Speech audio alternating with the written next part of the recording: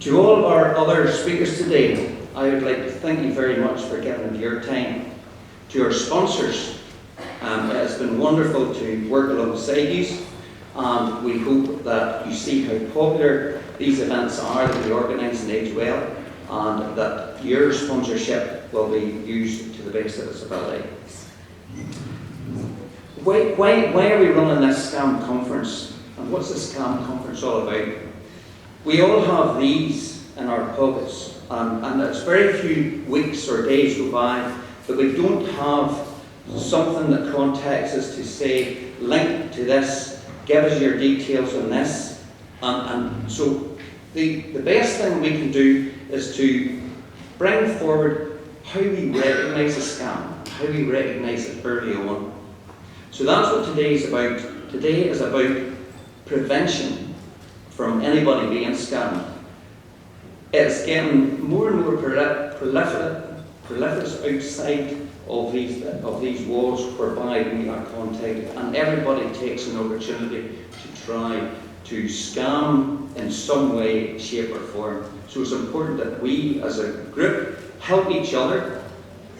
Sometimes we're very reluctant to actually tell anybody that we've been scammed. There's a bit of shame around it, but that's how it grows, because it's never reported. So hopefully one of the things I'll come across today is to make sure that it's reported as best we can. Our event compere today is Jenny, and after I sit down having made my initial speech, Jenny will take over the rest of the proceedings. But it's my privilege to welcome this morning our Minister for Justice, Naomi. And can I thank you very much for agreeing to be part of this today.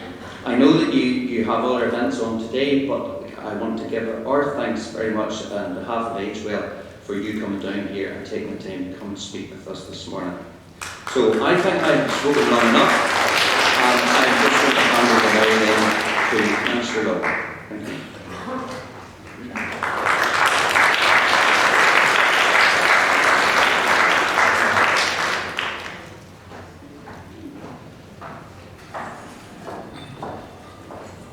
Well, good morning everyone, and thank you to William for the very warm welcome and the invitation to come along to open this event today. Before I start my formal remarks, I do just want to offer my condolences on the passing of the Mayor of Mid and East Antrim, Alderman Beth Adger, MBE. I know that she was well known to most of you in this room, indeed to most people in Ballina, and I know also how much she will be missed because of all her charity work and her contribution to the community. So just to extend my condolences to her friends, her family, her colleagues, and those who loved her very much. I really welcome this opportunity to highlight my department's role in building safer communities through various community safety initiatives and by combating organised crime, including scams and fraud. It'll come as no surprise to hear that organised crime groups involved in scams based in Northern Ireland and further afield are continuing to prey on vulnerable members of our society. I think most of us experience vulnerable periods in our life where pressures in our everyday lives mean our guard can be down. The threat associated with scams continues to increase, with the nature of offending becoming increasingly enabled by the use of modern technology. People are living increasing proportions of their lives in the cyber environment, working, banking, shopping, socialising and communicating online. And with all of that comes a risk that your data is exposed to other people who have bad intent. In some instances, the levels of expertise shown by organised crime groups make their emails, phone calls or letters difficult to identify as fake. In other instances, less professional crime groups can still successfully dupe unsuspecting victims, particularly because of age or circumstances. Simply being distracted when you take a call can make you more vulnerable to those who are trying to scam you. While regrettably people of all ages can be targeted, we know that older people are more at risk of doorstop crimes and less likely to question individuals who purport to be from an authority. That trusting nature is something that in many ways is a good thing, but it's something that you have to guard against when it comes to protecting yourself against scammers. Despite ongoing awareness campaigns, members of the public continue to be tricked by these scammers, with figures from the PSNI showing in the 12 months ending October the 31st, 2024, there were over 5,200 reports made to Action Fraud about fraud in Northern Ireland. 5,200 reports. This equates to on average over 100 reports of fraud a week and resulted in close to £19 million worth of reported losses. So it is a significant issue for this community. Scams are particularly cruel. Often the perpetrators will prey on someone's loneliness, their vulnerability, their fear, or their kindness to gain access to their personal information and ultimately to their money. One of the key motivators of scams is financial gain, and this is primarily achieved by extorting money from victims directly or capitalising on the sale of their stolen data. Both individuals and companies can fall victim to those criminals. Policy and legislation to combat fraud and economic crime is often aligned across UK jurisdictions. Officials in my department engage on a regular basis with their counterparts on economic crime, and as Justice Minister I work very closely with the UK Government Ministers to consider developing legislation that would benefit Northern Ireland. I also work on a cross-border basis with my Irish counterpart because these crimes know no borders. All these measures build on the existing legislative tools available to law enforcement to investigate, prosecute, disrupt and punish those who are involved in crime. However, we all know that legislative measures alone will not solve this problem, and we all have a role to play. Partners such as the PSNI provide a huge amount of advice on preventing and reporting cyber crimes and on work to tackle fraud and scams. Being aware and reporting is not just important for you. It's also important that you report it so the police can see the patterns of fraud that are emerging in communities and warn other people. There's no shame attached to you. I haven't trusted somebody or given them information. The important thing is to report it, to let the police know what has happened and allow them to get ahead of it and investigate it. Furthermore, my department is working closely with a range of partners through the Organised Crime Task Force to reduce the harm caused by organised crime. The OCTF is a unique partnership supporting operational law enforcement, relevant partners and wider civic society in the fight against organised crime. It supports the development of operational partnerships and plays a key role in informing the public about successful operations against criminal groups and how to protect themselves from and report any suspicions they may have of organised crime. If you're interested, you can find further work on the OCTF website or their most recent annual report, just to see the kind of extent of the work that they do. As well as my role as Justice Minister, I'm also Lead Minister for the Executive's Programme on Paramilitarism and Organised Crime. Since 2015, the programme has been playing a key role in helping to address the harm caused by paramilitaries and criminal gangs intent on coercing and exploiting individuals and communities. Susceptibility to paramilitary harm can be exacerbated by vulnerabilities such as social isolation and poor physical or mental health, issues that can disproportionately affect older members of our community, particularly in rural communities. The programme has in place a wide range of interventions aimed at creating safer communities, resilient to paramilitary influence, and these include initiatives aimed at strengthening community cohesiveness and better connecting vulnerable individuals into available social supports. A key factor of the programme's work is the Ending the Harm campaign. It's a major public awareness campaign aimed at increasing public understanding of the many and often hidden harms caused by paramilitaries and organised criminals. And it also signposts victims to a range of support available to help. Most of you have probably come across the campaign either on mainstream or social media. There are television, radio and newspaper advertisements, online videos and case studies, posters on buses and bus shelters, big billboards on prominent sites, and in areas where paramilitarism is a particular risk.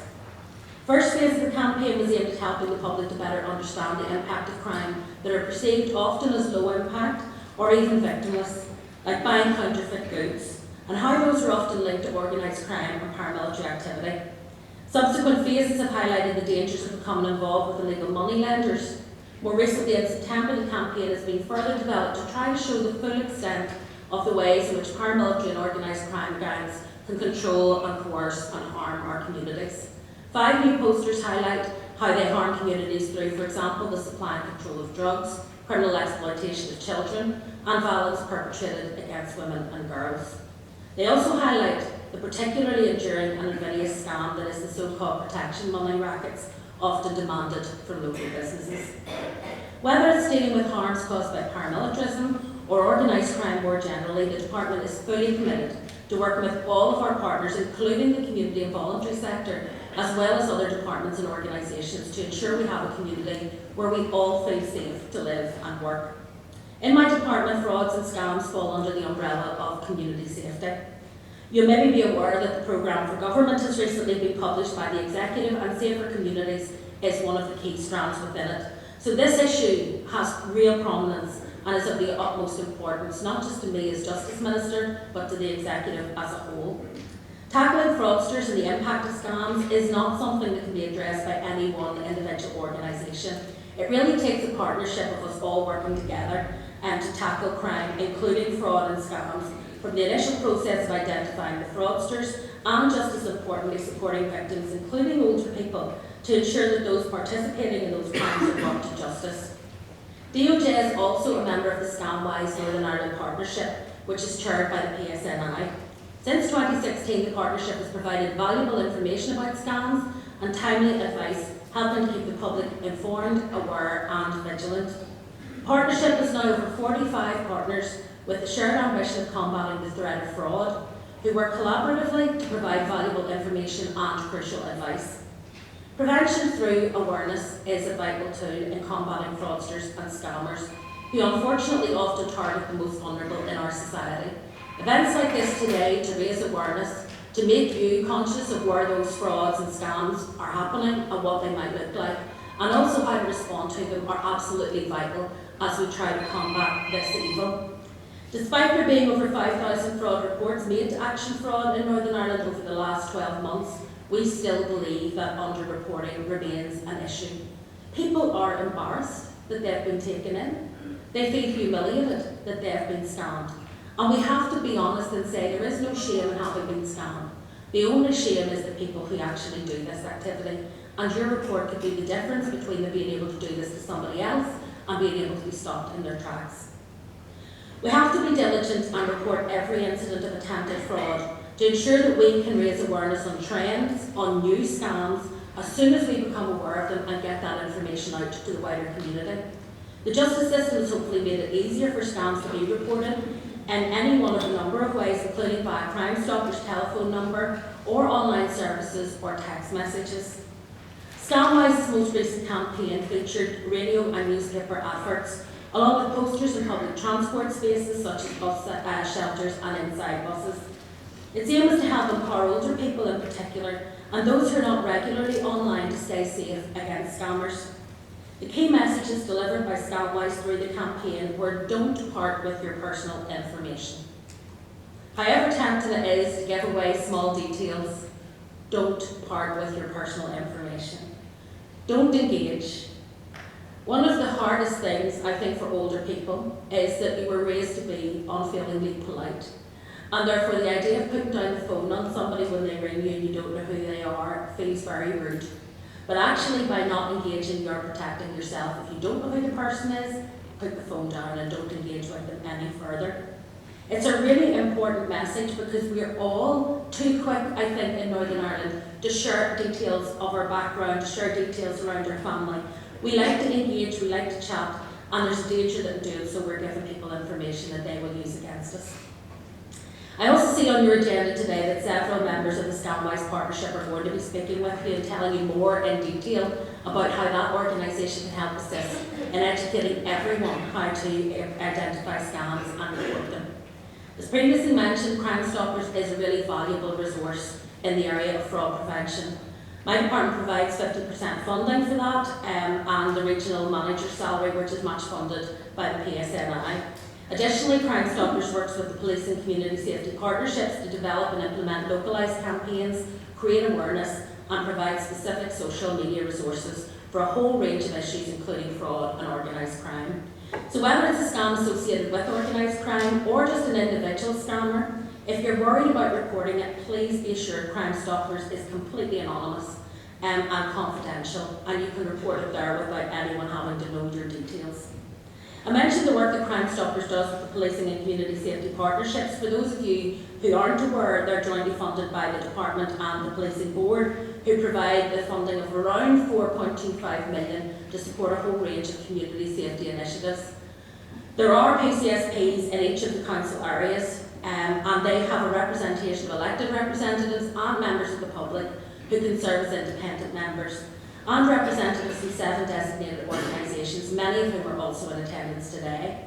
Their purpose is to improve community safety, and their funding is used right across Northern Ireland to take forward a range of locally identified projects and initiatives, to include things like addressing scams and frauds, as well as internet safety awareness and initiatives and campaigns in that regard. An increase in the level of crime involving scams or technology seems inevitable with the increased use of technology for banking, shopping, and a move away from keeping cash at home. Older people are seen as a vulnerable group in this regard, but being scammed is not exclusive to an older age group. Increasingly very sophisticated scammers and ever-changing methods are being used by criminals, and so it makes tackling this a priority. There have been some great PCSP initiatives that support individuals and businesses in the fight against fraud. For example, Lisburn Castlereagh PCSP delivered 20 sessions to community groups in 2023-24, covering crime prevention and raising awareness of a wide range of scams in that area. Similarly, in Fermanagh and Omagh, they've carried out 13 scam awareness presentations within the first 3 quarters of this financial year. And in Derry and Strabane, community safety wardens regularly cover scam awareness as part of their talks to community groups. You may also be aware of the Criminal Justice Inspection Report on Community Safety and Local Policing Arrangements, which was published last year. That recommended that my department should develop a new community safety strategy, and I'm happy to report that work on that has started. And we're going to be taking a partnership approach to developing a strategy to create a safer community and an action plan that makes you feel safer at home and makes us all feel safer as we go about our daily lives. I'm really looking forward to working with people from right across Northern Ireland to develop that really important work. In drawing my remarks to a close, I want to acknowledge the excellent work of the PSNI who are providing preventative advice on how to avoid becoming a victim of fraud, and also in the invaluable work they're doing in raising awareness and combating organised crime despite all of the funding pressures that they face. I also want to acknowledge the really valuable work being done by all the partnerships and organisations, including those of you in the community and voluntary sector that are here today. And the Agewell partnership, I think, is a really good example of bringing people together and giving them the opportunity to learn more about this issue and be more informed and therefore better protected as they go forward. I just want to reiterate as I close one take-home message.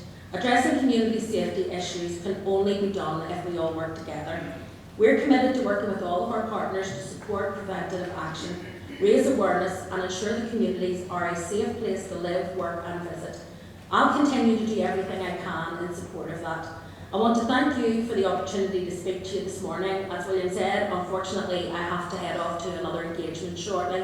However, I have no doubt that this will be really worthwhile. I hope you enjoy the rest of the day, but I also hope when you go out of here this afternoon, you feel much more empowered, much more able to spot a scam, and much more able and confident about reporting anything you do see.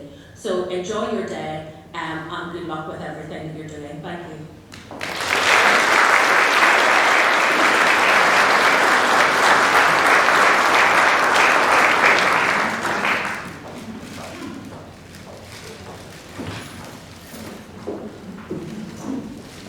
Thank you so much, everyone, and thank you, Naomi, for those wonderful words of encouragement. And I take your last point there of the word empowerment. And for us at Agewell, we really do hope that people do go away today feeling empowered that they have more knowledge, and feeling empowered that they can report as well, because efficiently that's going to be the way forward. We need to report. So we have a really packed agenda today, and I'm delighted to welcome our keynote speaker, Jonathan Leakey, who is going to talk to us about his experience of being a victim of a scam.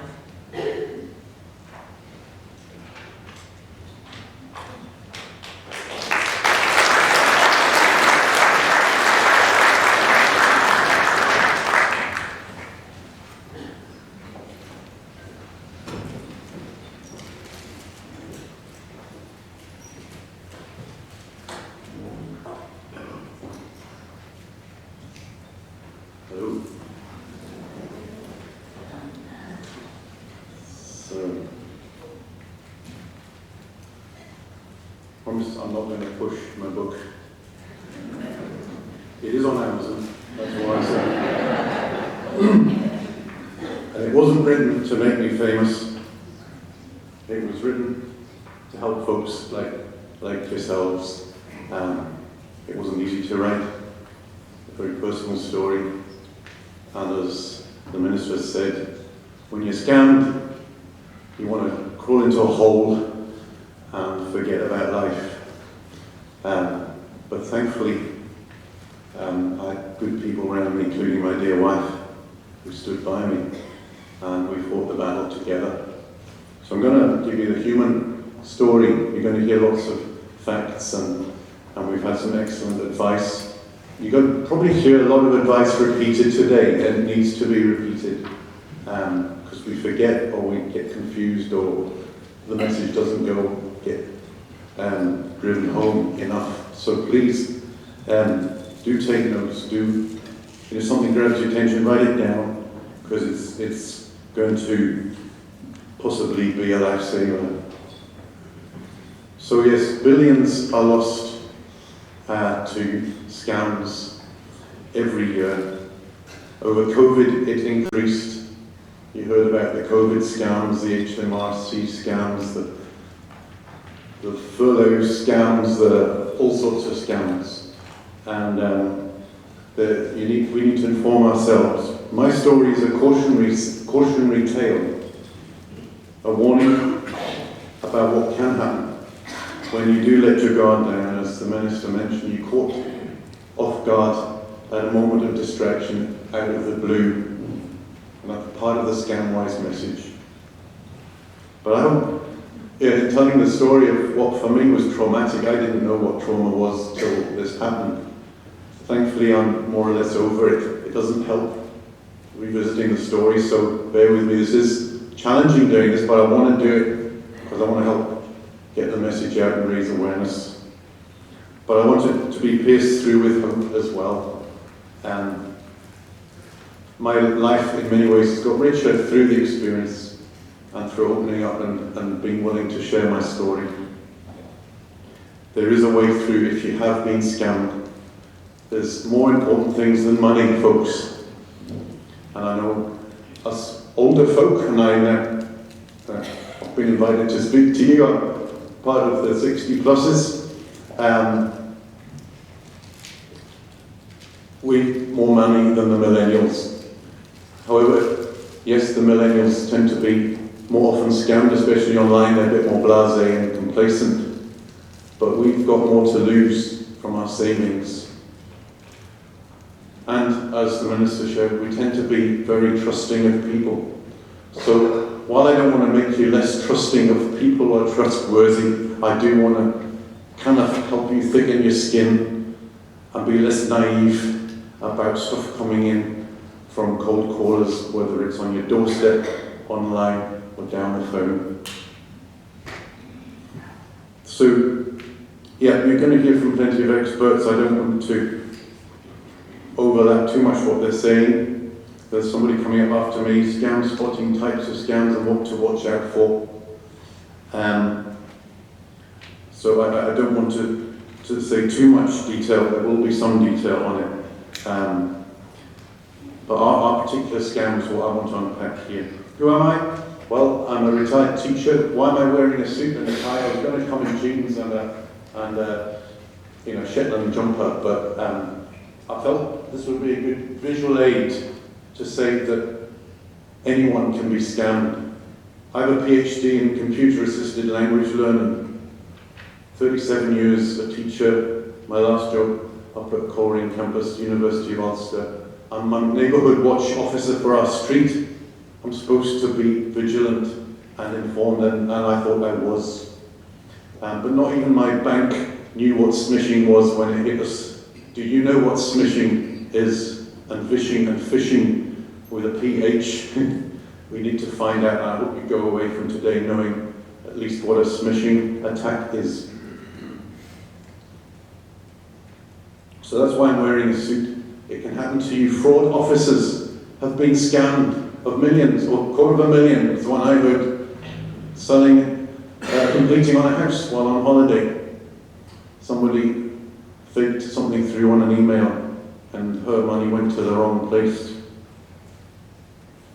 Police officers can be scammed too. So, let's get this dude again. That's the book I've written, called Scam Survivor, How One Victim Fought Back. And it was a battle, it was a 9-month battle, not knowing whether we were going to get reimbursed. Spoiler alert, we did get our money back and we did get compensation. I'll keep how that happened to the end of my talk, just to keep you in suspense. Yeah, and I put on the cover there, somebody held up a phone, William held it up. It is, a source of a lot of the trouble we get into. I thought my phone was safe, secure. I thought my bank had been hacked, and that's what I accused them of initially, but they said we weren't hacked, it's a vulnerability in smartphones.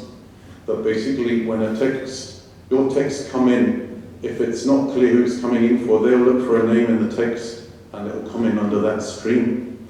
I'm not going to name my bank, it's one of the Ulster Northern Ireland banks. It could happen through any of your banks, so if I named it, you might think, oh, I'm okay, I'm not with them. And ours was, I suppose, what we call a cyber crime, but there are many other types of scam. Is it a question of nothing new under the sun? Yes and no.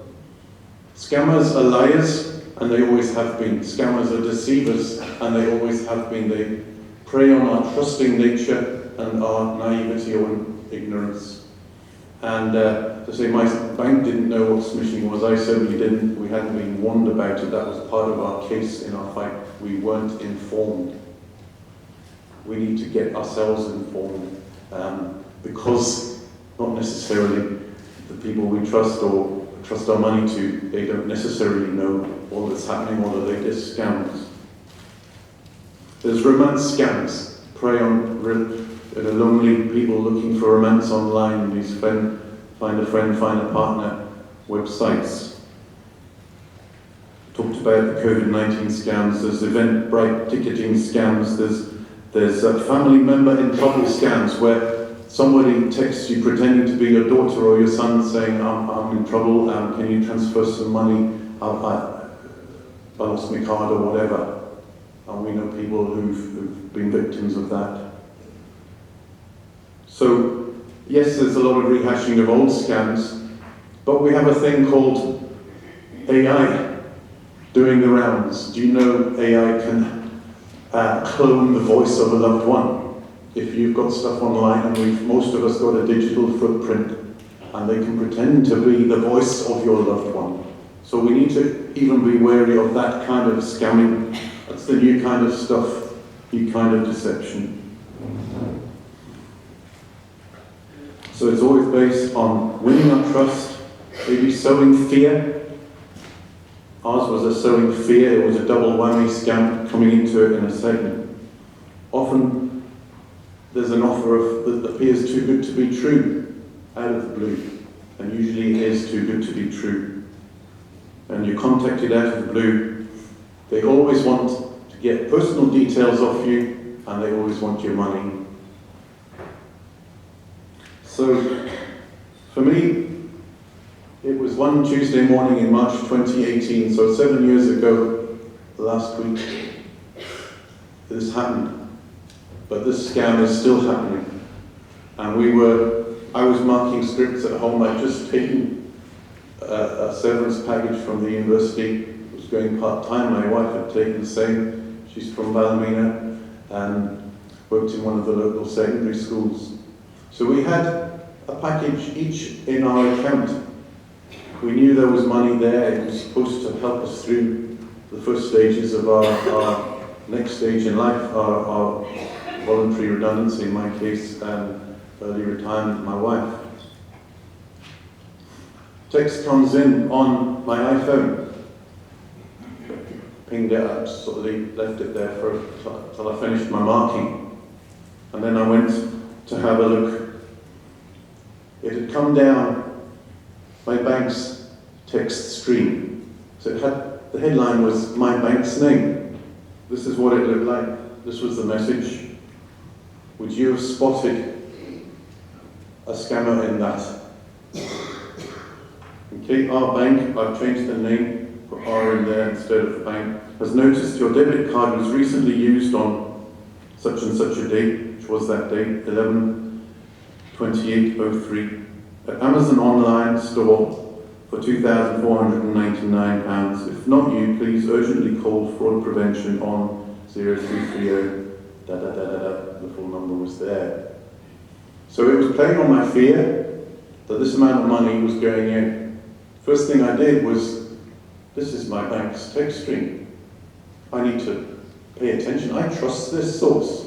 Why did I trust it even more? Because I scrolled back. I'd made a few purchases on Amazon, PayPal, and you get the 6-digit, two-factor authentication comes through on there. And I checked through, yeah, this is the right stream, this isn't a fake stream. And I'd actually been, the first thing, whenever that stream came online on my phone, I was actually warned of a genuine attempt to use somebody had skimmed my debit card number. So it had protected me. So my fear was I need to protect that 2,499. I knew there was that amount and more in our account. So immediately I clicked on that number. That was the mistake. If you learn anything from today, don't click on links. What I should have done is, as was already been mentioned here, just ignore that and go into my bank. These days I know there's fewer banks around, fewer branches. Well, on the back of your debit card there's a reliable number that you can ring, and make a note of the bank number that you should ring. But again, that comes with a healthy warning, because one scam now is able to put a link up that actually mimics the real number, shows the real number that you trust. You click on it and it will actually take you to the scammer's phone. So be warned even of numbers that look familiar. And I'm sure that there's folks that can explain later how you can get around that. But we have to be so suspicious. So I click on this number, I get an English accent, fluent English accent. Tanya was her name, supposedly. And she basically said, we want to block this amount going out. You need to give us this information, go on your account to help us block this transfer. And that's where I made my mistake. And the real fraud started, because she needed my security number and PIN to get in there. And that's what I gave her. That was the shame factor. That's my mistake I made. And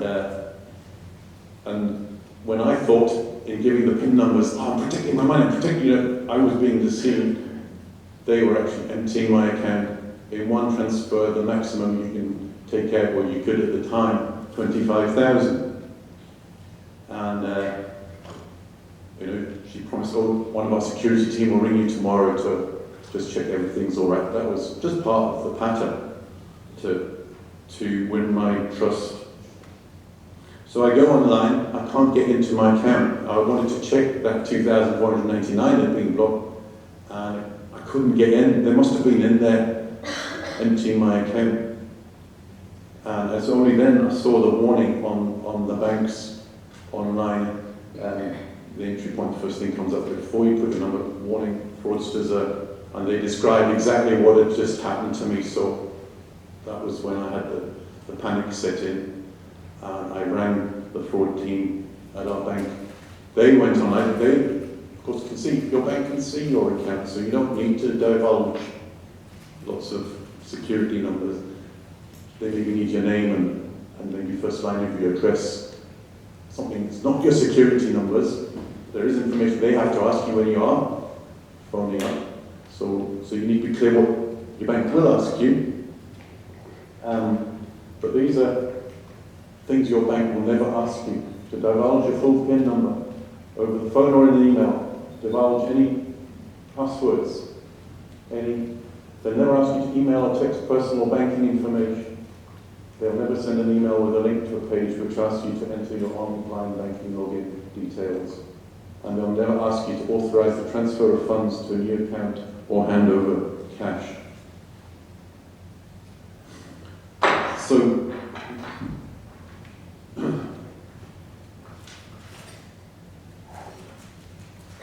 what happened next? How did we get our money back? Sadly, our bank was not very helpful. And this is the culture you may be still finding, though I think there has been a shift of victim blaming. Initially, for years, that was the default. And banks have been pressured not to do that. We put a complaint in about the fact that we weren't warned and protected, that money wasn't flagged up as a transfer to an unknown new payee, all of which, by the code that came out in 2017, British Standards Institute, duty of care, banks should be doing that, and they will more frequently now flag up dodgy looking transfers. But all we got was, sorry, you were grossly negligent, we will not be refunding your money. So we knew we had a battle on. What did we do? Well, I took advice. By the way, while our campaign only cost us £3.99 totally, and I'll tell you what that £3.99 was for, you may need to pay to get help from a solicitor or a therapist, and I'm not saying don't do that if you need that. My therapist was my faith and my wife and the community that I have around me. But many people don't have that, and trauma is something we need help with. So, some tips in fighting a battle if you are a victim. Don't assume yours is a hopeless case and that there's nothing you can do. The tide is shifting to support the victim, and there's a lot of help out there, and today's partly about that. Aim high, don't give up. We've helped since the book came out. We've helped 6 or 7 people get their money back. In at least one case, we took it all the way to the Ombudsman, which is what we had to do as well. There's affordable help out there. I don't see which the Consumer Association mentioned on your list, but we paid them £3.99 to get a call back from an expert, and that expert advice really helped us, and they contacted our bank. They also looked at the Ombudsman's archive of rulings, and we realized, hey, the Financial Ombudsman, the FOS, Financial Ombudsman Service, have actually ruled in the favour of somebody with a very similar story to our own. So that pierced us with that. Knowledge is power, and can give you hope. So, with which I think it's gone up to about £5 a month, and you can cancel any time. So we just £3.99, got the call back and the phone call that really helped.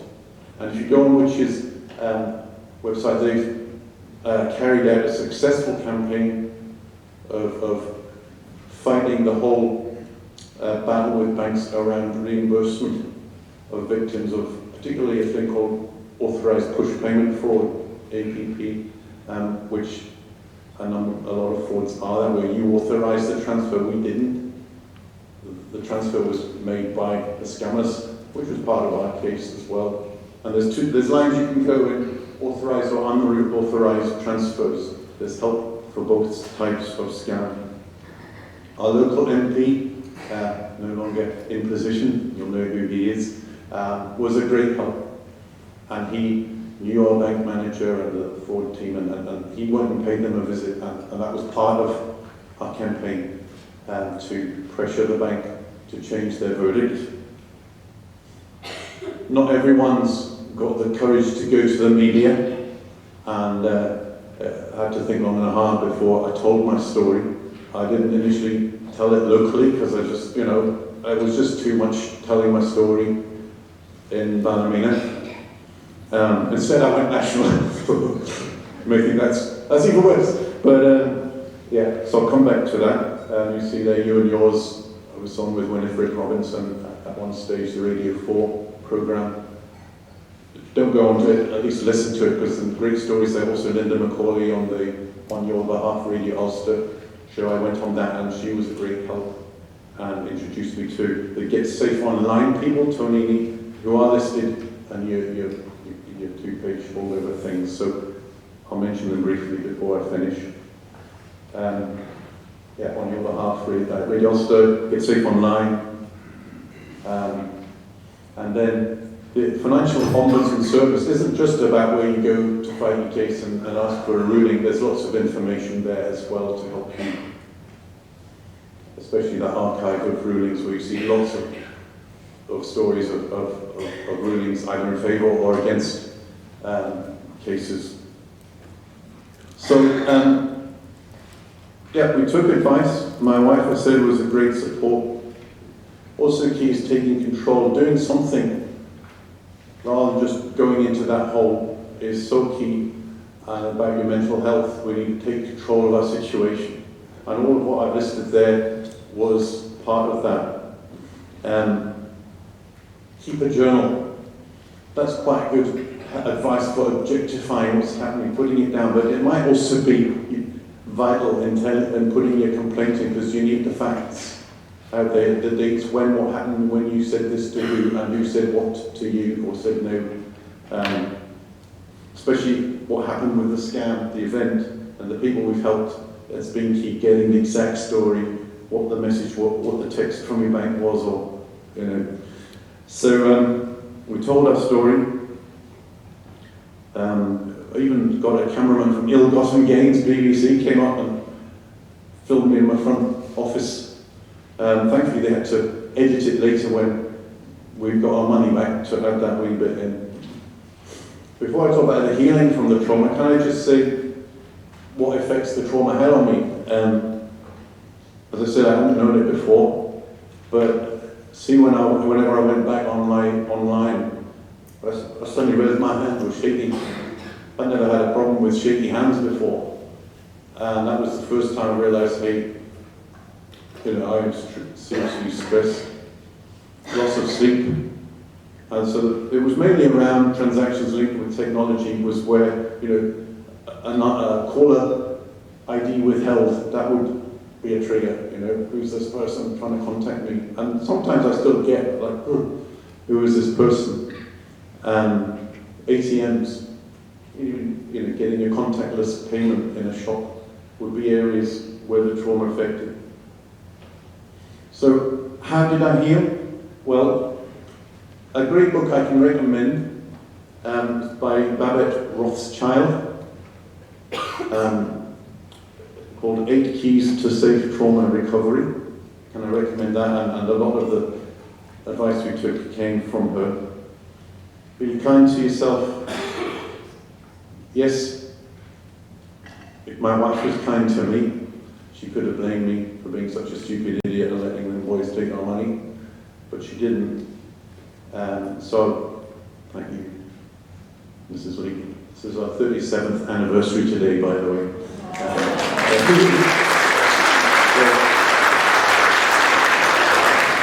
It didn't drive us apart, thankfully, but scams can affect the marriage. You've also got, especially men, to be kind to yourselves. But most people I've helped have been men, too ashamed to tell their story, and they've rung me, so I've got all of my details and rung me privately. Big issue, guys. We need to not go into a hole. It can happen to anybody. So form a plan, work the plan, and tide is shifting. There's affordable help. Keep a journal. So what I do, I've had my 5-minute warning there, so I'm going to wrap things up very quickly. I certainly prayed a lot more than I prayed a lot. I guess a number of you will be people of faith, maybe not. But I'll tell you what was a great coincidence when the end of the resolution came, which might challenge your skepticism around faith. These are just some of the things that that happened when I started telling my story. This was BBC's World in the News website. Suddenly, my brother saw, who reads it regularly, saw my face and, what's that? What's that? So, telling the story about the trauma and so on.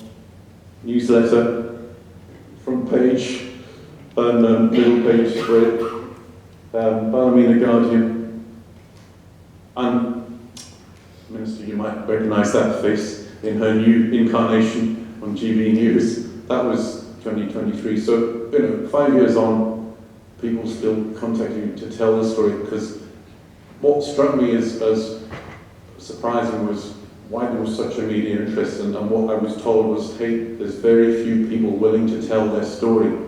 Back to the message came at the start. Don't be afraid to share your story with people who are going to help you. So, just to round it off then, we went on the Get Safe Online Commonwealth 24-hour seminar, webinar, just getting the message out. Have a look at Get Safe Online. Action Fraud. Yes, you need to go there to get your police case reference. They're linked with the police. They also have a great A to Z of 160 plus types of scams, which I've mentioned. It's the money line that you pay the monthly thing, but you cancel any time to get that call back. I don't work for them, by the way.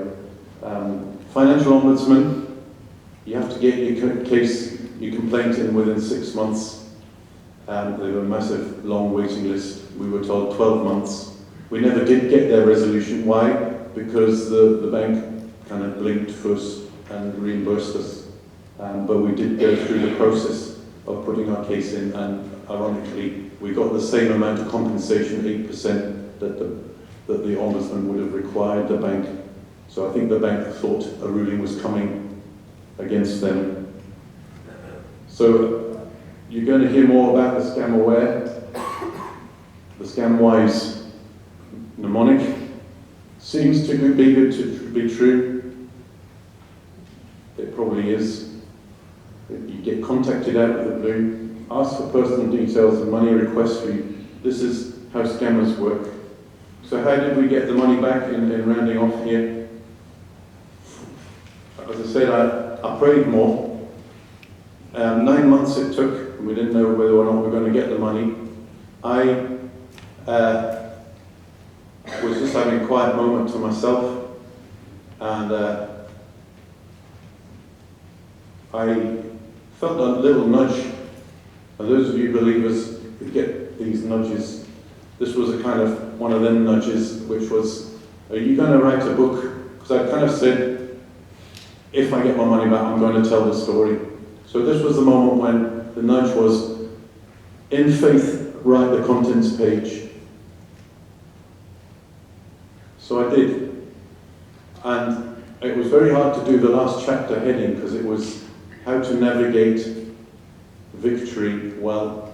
That was me anticipating, by faith, I was going to get reimbursed. We were going to get past this episode.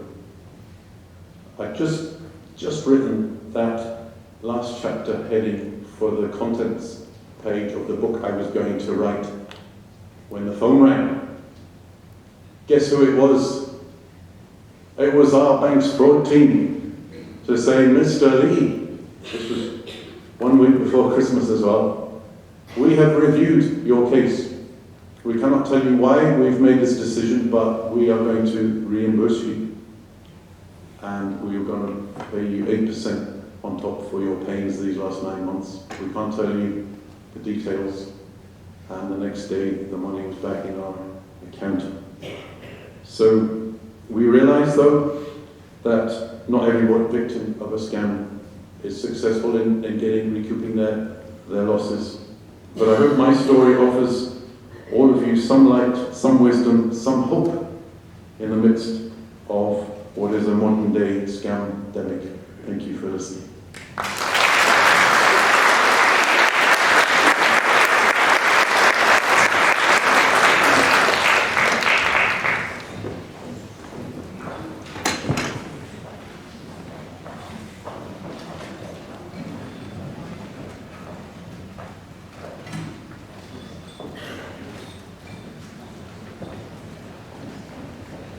Thank you so much, Jonathan. I think that's a really powerful story.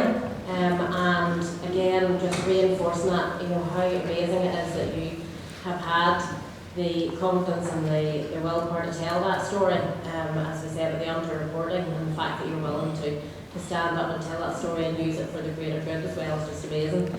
And I suppose a final congratulations as well on your anniversary today. I know you're heading off, so thank you.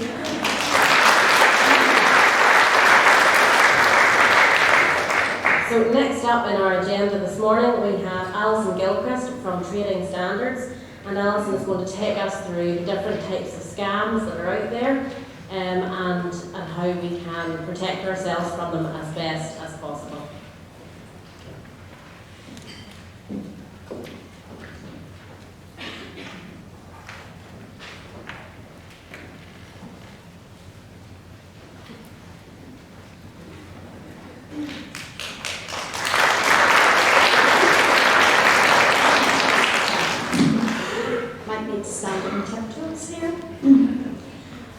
Thank you very much for giving me the opportunity to come and speak to you today and give you a wee outline of what Trading Standards are doing in Northern Ireland to try and protect you from scams. I'm an enforcement officer with Trading Standards. I've worked there for 20 years. Sorry. I'm the lead officer for doorstep crime and I also manage the scams team. So I'm going to give you an overview of what we're actually seeing within Trading Standards on a daily and weekly basis. Also want to split it down into two. In doorstep crime, as the Minister said, this is something that we have the power to combat. These undesirables are turning up on our doorstep, and I want to give you the opportunity to see just how easy it would be to scam you on your doorstep and what steps you can take to try and protect yourself.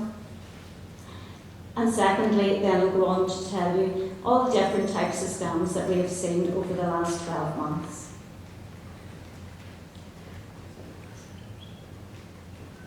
So these doorstep callers, from 2014 the law changed, so even if you invite someone to come to your home, there's certain rules that these guys have to follow. And they must give you their name, their geographical address, what work they're going to do for you, and how much that work is going to cost. And that is so important as I take you through some of the things that we see on a daily basis. I'm really short for time for 15 minutes. So some of the things these guys are saying. So we're just in the area. I live in Banbridge, and I know if I am looking someone to come and do work for me, you're looking probably a 3-month period. Unless there's water coming down through your roof or something like that. So anybody who can just turn up to your doorstep and tell you that they're and then, and they can start to work the next day. I genuinely wouldn't entertain doing business with anybody like that whatsoever. We were just working on your neighbour's home. I'll do your trees for £50-ish. Why it's so important to get that vital document at that time. I've dealt with quite a few cases, and I'll use one example where an elderly lady, recently deceased, her husband had just passed away, her garden was becoming very overgrown. These guys turned up on her doorstep and said, for £600 we can do all this work for you, we'll have your garden looking pristine. Halfway through the day, these guys turned around and says to her, love, what about that bush in the corner of your garden? And she says, yes, son, if you could take that out for me, that would be just wonderful. At the end of the day, he stuck his hand out and he asked for £1,600. And when she says, but love, you told me it was only going to be £600. He says, are you trying to scam me? You asked me to take that bush out and that was an additional £1,000, and that lady paid it. So that's why it's so vitally important to get down exactly what these individuals are going to do for you if you engage anyone on your doorstep. We're just driving along the road and noticed you have a few broken slates or tiles. Well, I'm telling you again, if you can get somebody to just drive past your house in the current climate and tell you what issues there are with your house, again, not to be trusted. Guy just outside Belfast sent to his house, we called at his home, told him he had 2 ridge tiles off his roof, charged him £1,600 for the pleasure to replace the 2 ridge tiles. When they were on his roof, they went a wee bit further and asked him had he issue with the back door and the window. He said he hadn't. They said he was very lucky, and they charged him another £4,700 for that work. At the end of the day, they asked him again, have you had any issues with the flat roof at the bottom, at the back over his kitchen? He said no, they charged him another £6,000 for that. None of that work was required. He had no name for them, he had no description for them, he had no registration of the vehicle, and we had no way of tracing them. Sometimes we find the undesirables, as I call them, we'd like to go around following some of the local council staff. There's hardly a town in Northern Ireland you go into now that is not being dug up for some form of maintenance work, and they often call to your door and tell you they've got a wee bit of material left over and they could do it for a small amount of money. And we can make your roof maintenance free. It normally makes people smile. I went to a man's house, small terrace property, was told we could make his roof maintenance free and stop the pigeons from landing on it. He paid £3,000 for these individuals. This is how convincing they were. And when I went out, all the feathers, the birds were actually still on his roof with all the feathers attached to it. So what's the reality? We have glossy looking leaflets and flyers. One of them here that I see from a guy on the doorstep. With all the different work that these guys say that they're doing, that they can do or they have done, you'll find all these leaflets and flyers that have taken their pictures and their information from the website from legitimate companies. So quite often they turn up in a suit and tie, a nice English-spoken gentleman. I can do this work, I can do that work on your doorstep. Just purely to find after that I use the name undesirables again, that come to do the work with no expertise whatsoever. False addresses, pay-as-you-go mobile phones, limited companies, quite a few of them have found now that if for a very, very small fee you can set yourself up as a limited company. So a lot of them think to themselves, well sure, this gives us that air of authenticity. So when it comes to that, I will often find that undesirables will set themselves up as a limited company, don't submit any accounts, let themselves be struck off and then come up with a new trading name again. 10-year guarantee. My guarantee is you'll not have a 10 minutes guarantee and you've no chance at all of getting them to come back. Overpriced work, poor workmanship if it's completed at all, and jack of all trades and master of none. If you get a leaflet or flyer through your door that says they can do tarmacking, roofing, tree searching, they can do all of these different things. If you're a roofer, you're a roofer. You're not a roofer, a landscape gardener, a tree surgeon, and anything else that goes that direction. This is a leaflet that came through an 82-year-old's Joan. Her husband was recently deceased and she was trying to get a wee bit of maintenance work done around her home. So I wanted to just point out to you how this lady was taken in by this flyer. So we look at the top, rated people, and at the top, these guys weren't all rated people, but again she thought that was something that made this business more desirable. Offering only your finest driveway and pathway products, we are dedicated to making your driveway dreams a reality, or in her case, a nightmare. With classic drives, your design possibilities are virtually limitless. We have many years of experience and only use the best materials. All of our staff are experienced and qualified. All our work is guaranteed for 7 years, and no deposit is required in completion of the work to customer satisfaction. Quite often what we find is, as this lady said, but Alison, I thought if the work was terrible, I wouldn't have to pay them. And until such times that they'd actually fixed that work, I was grand. But what they did is they cut up all round, they used a Kango hammer, they made it that you couldn't get in through her front door. The whole driveway is an absolute mess. And whenever she wasn't happy to pay for the materials and pay for everything up front, they said, well sure, that's fine. If you don't want to pay it, sure, we'll just leave. Sorry for any bother. And she looked and she thought, I can't now get in through my front door. I can't park my car. What exactly do you want me to do? So she paid the money up front to these guys.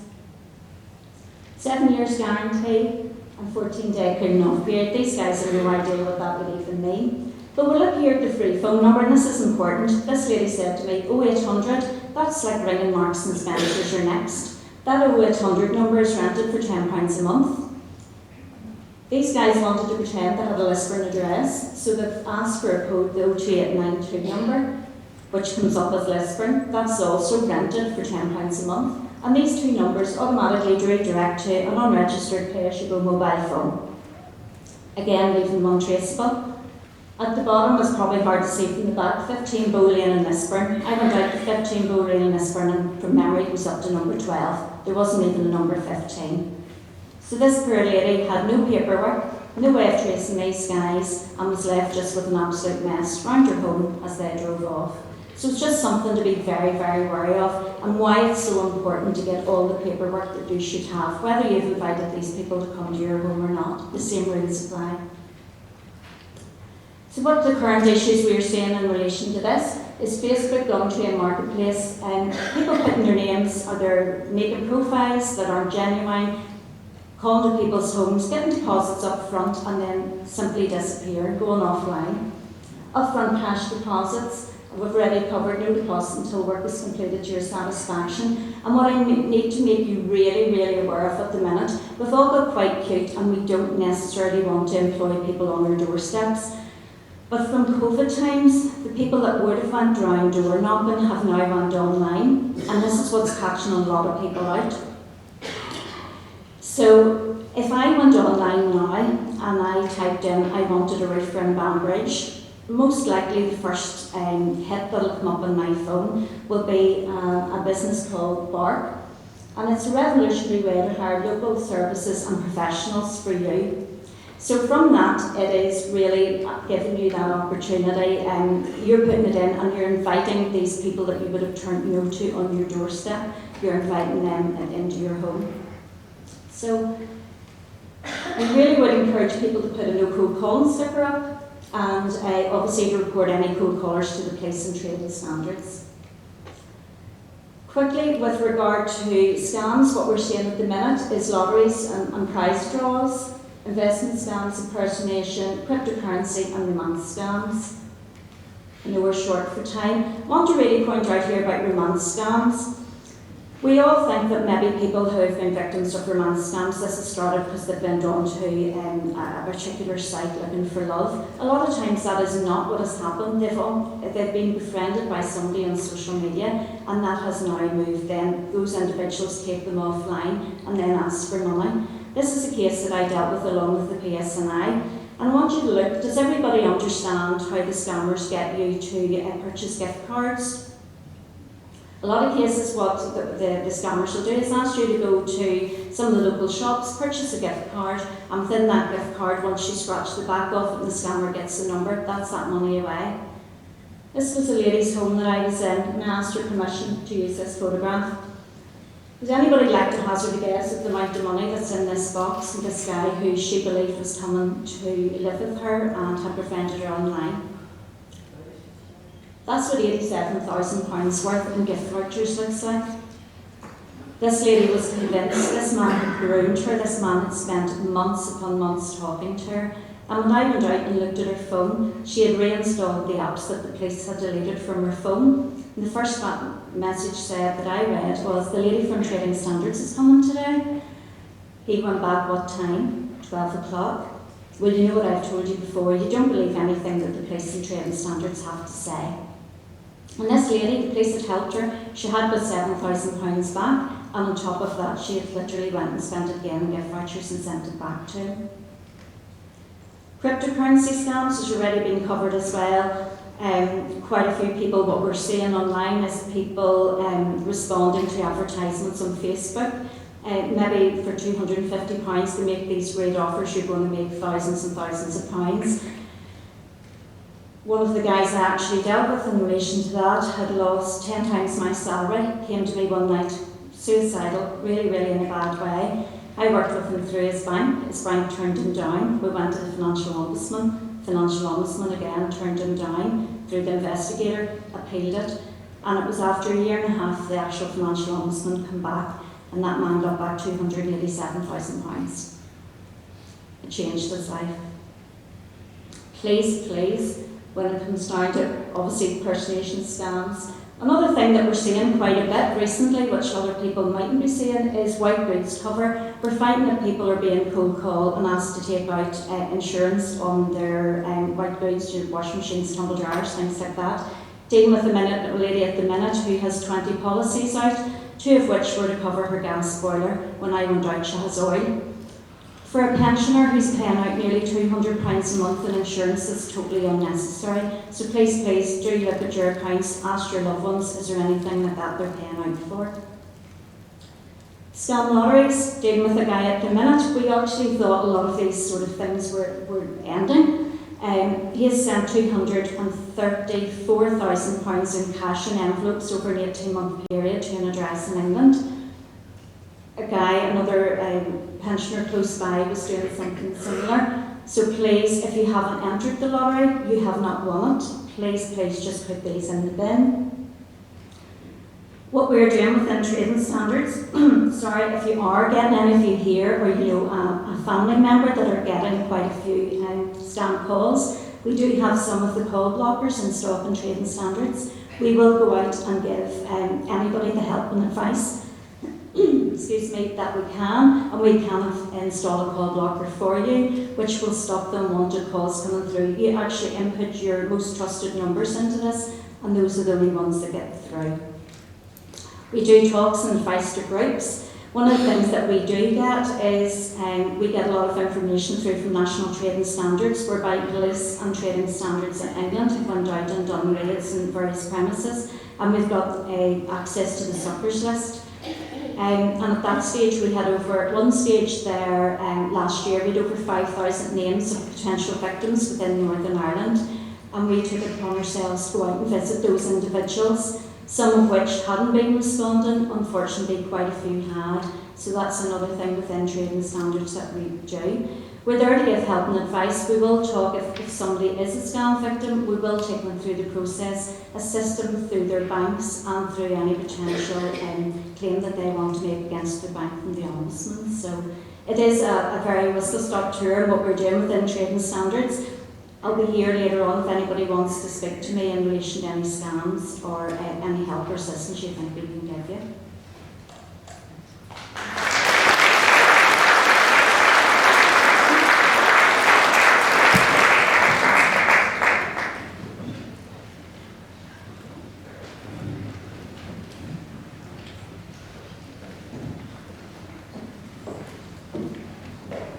Thank you so much, Alison. I'm sure the room around me is very much the same as me when we get goosebumps there with some of the information that Alison gave us, and just amazed at how cold and how heartless some of these scammers can be.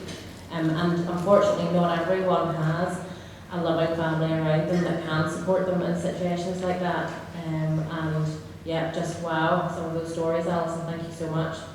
One of the things, Alison, you pointed out, which is a really, really great tip, is the use of the no cold caller stickers, and you'll be delighted to know there's a no cold caller sticker in each of your packs today.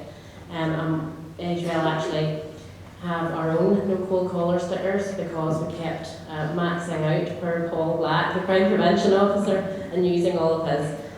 So yes, we've created our own, so please feel free to use that or give it to someone you think will benefit from it.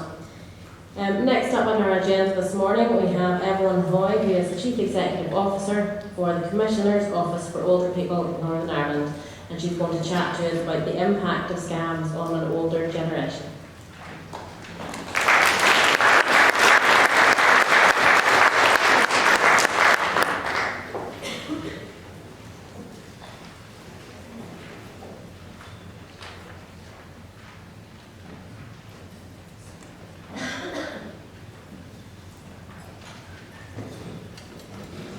Good morning, everybody. Gosh, I was sitting up the front, I didn't realise how many people were behind me there.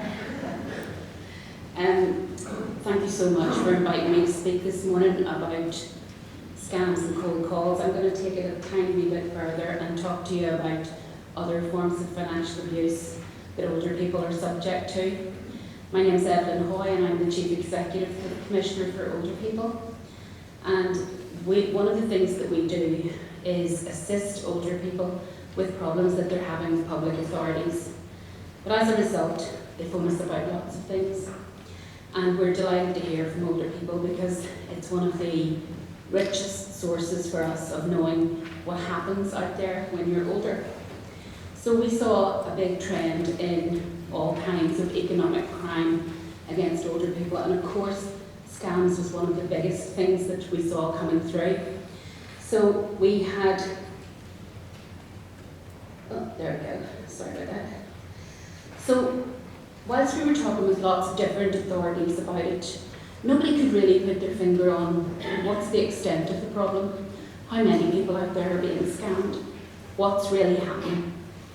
And so in 2016, which is 8 years ago I know, we published a report called The Unsettling Truth.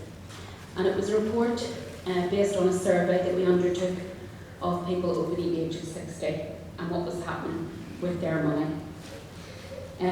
There are 460,000 people in Northern Ireland today over the age of 60. Keep that figure in mind because some of the statistics I'm about to share with you will be very shocking. So this is one of the diagrams in that report, and I hope that you can see it in sufficient clarity, but if you can't, up there between Causeway Coast and Antrim and Newton Abbey Council is Mid and East Antrim, as you know.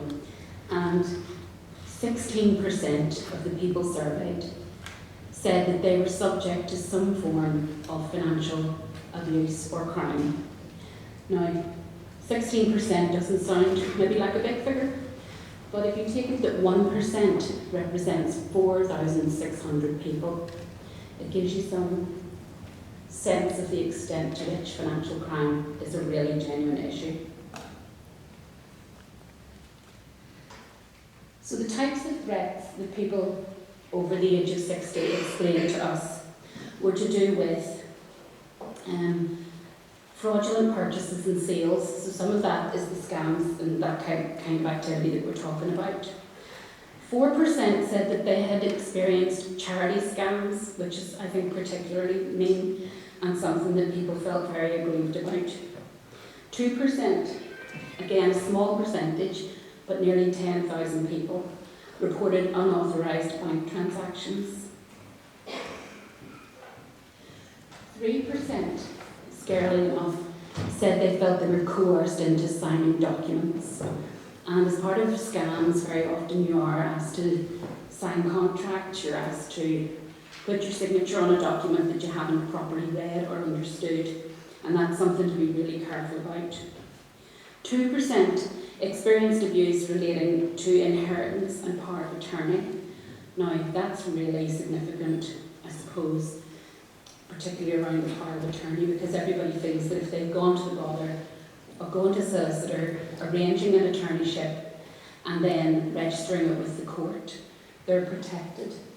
But in fact, there's quite a lot of silent abuse of those powers of attorney, and the court doesn't monitor or can't monitor every attorneyship that's out there. So people, have to be able to report when they feel that they're coming under a lot of pressure.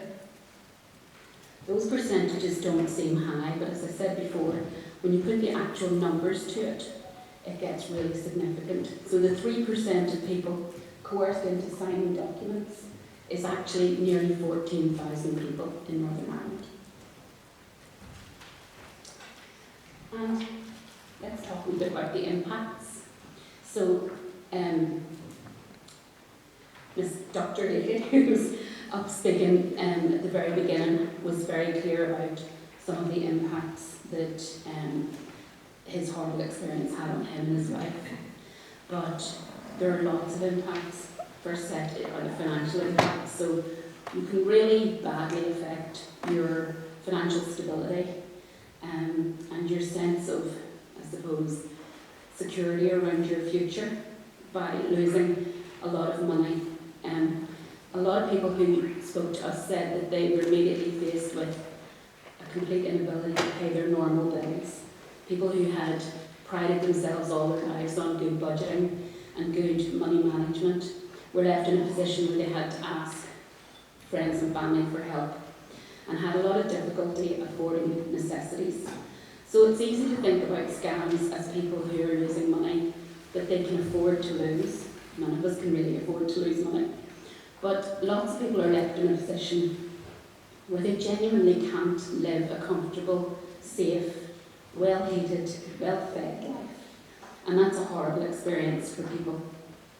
And then, as Alison drew attention to the suckers list during her talk, being a victim of a scam can leave you vulnerable to other scammers, and if you're unfortunate enough to find your name and your personal details on that suckers list, that's a tradable commodity between scammers. So if you've been subject to one scam, you have to be super careful about other people trying to get at what's left. The mental and emotional impacts of it, I mean, you can imagine the stress and anxiety, and we've had an experience of that today, very, very eloquently spoken about. But I think a lot of people suffer a lot of stress and anxiety in secret. They don't want to tell people what has happened to them. They feel they are to blame. Even if you've made mistakes, it doesn't mean that it's your fault that you've been scammed. And a lot of people have a real loss of financial confidence, their own ability to manage their money moving forward. And that can make you vulnerable to other people who say, well, let us help you with that, and maybe don't have the purest of intents. In Northern Ireland, we are very, very bad at talking about money. It's one of the things that we are really poor at in terms of sharing information with our loved ones. Even some of the closest relationships that you know of may never discuss their financial situation with each other. But it's really important, if you're looking for advice on your finances, to go to a credible financial advisor, to speak to people associated with banks, building societies, credit unions, take recommendations from your friends and family of people that they have used for a long period of time and who they know are safe. And of course, one of the worst impacts of particularly abuse by trusted people, people in your own family, carers, friends, people from your kind of clubs and associations and even churches, that breaks relationships and it breaks trust and the ability to go on and form new and really constructive relationships. So this is the one I think that's really the most difficult for people to cope with. The fear of embarrassment prevents people from reporting. And I was delighted when I sat down this morning at the table to see that in your little fold-out book, all the phone numbers for reporting scams and any other kind of abuses are there on the second page, or the third page. And my advice to you would be, keep that very near to you, pin it on your fridge, put it in beside the phone or somewhere in a drawer nearby. And if you have any doubts at all about any transaction, just go ahead and ask for help. People on those helplines, people whose job it is to help you and provide advice, never mind having conversations that turn out to be not a big deal. But it's far better to take that advice early on and to put your trust in those phone numbers and not be, using different phone numbers that might not be as trusted. So I want to see you all taking that home and putting it up in your house, because the social isolation that comes from embarrassment and from, not being able to trust friends, or, maybe you're in a friendship group and one person has been very dishonest and then that affects the whole friendship group. And those things can really create very isolated experiences for older people and can be very painful. So our report, albeit a wee while ago, was actually one of the, thank you for my 5-minute warning, was actually one of the reasons why Scamwise was founded by PSNI and Company working together. And the Commissioner's Office actually still runs the Facebook social media account for Scamwise, so you'll see a lot of that. We've increased the public awareness of scams through all of that work and strengthened a lot of the fraud prevention. I want to pay tribute to all of the bodies involved in the Scamwise partnership, because training standards have done a lot of work, banks and building societies, and the PSNI, of course, looking at all of the investigation work. The report also said that we need to encourage financial literacy projects. So if you get an opportunity to go along to U3A or some of the local colleges, they do run kind of how to invest your pension pot courses and how to manage your money in later life, how to budget, how to make sure that you are aware of all the things that can happen when you give people access to your money. And of course we've asked for legal protections to enforce stricter penalties. I was delighted to hear from Mr. Leakey this morning that they were successful in getting back their money. Very often that's not the case, and a lot of scams, once it's gone, you absolutely have no chance of getting it back. So the best way to prevent this is to be aware and to make yourself as informed as possible, and that's why I'm delighted so many of you are here today. So some of our social media is along the bottom there. Our Facebook page keeps a lot of scam-wise kind of information about all the most recent things that are happening. But you can also follow us on the other bits and pieces there. So stay informed and be open if it happens to you. Don't be embarrassed. Be angry. Thank you very much.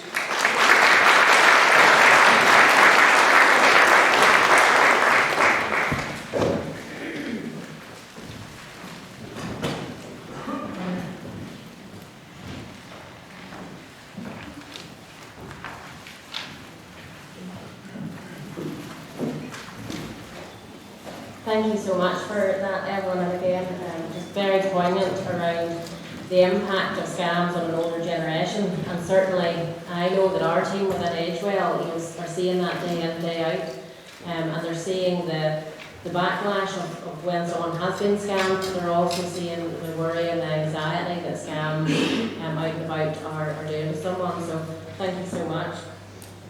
Next up, ladies and gentlemen, we have Lisa Gilbert from Danske Bank's Fraud and Cyber Crime Team, and she's going to chat to us about combating scams in banking.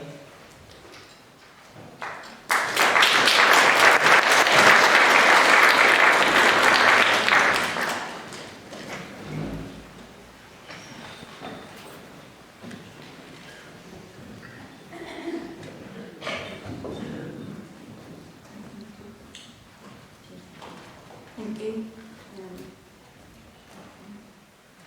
I'm not very good with technology, believe it or not, so this is not good.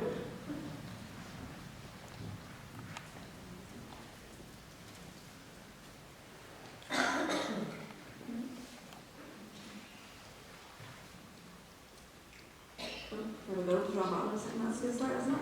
So, listen, thank you all for having me along today. It's great to see so many local people here. Whenever it was in Ballymena, I had to jump the chance of coming on and speaking to you all because I'm from Antrim, from Lark. So it was me that was normally to come on and speak to you from our team. So we'll start getting started here then.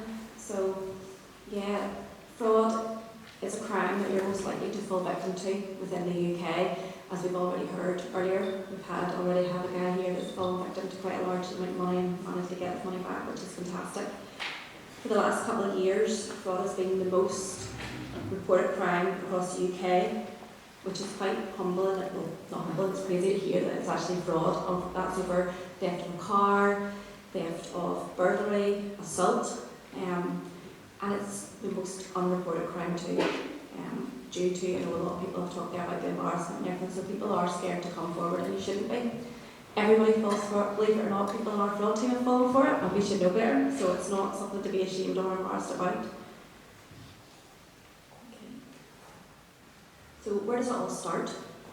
It's a $1 million question that we'd all love to know, isn't it? Okay, so believe it or not, the end of the scam is often whenever the bank is actually involved. So the scam's already happened and we're being told about it by somebody ringing us or letting us know.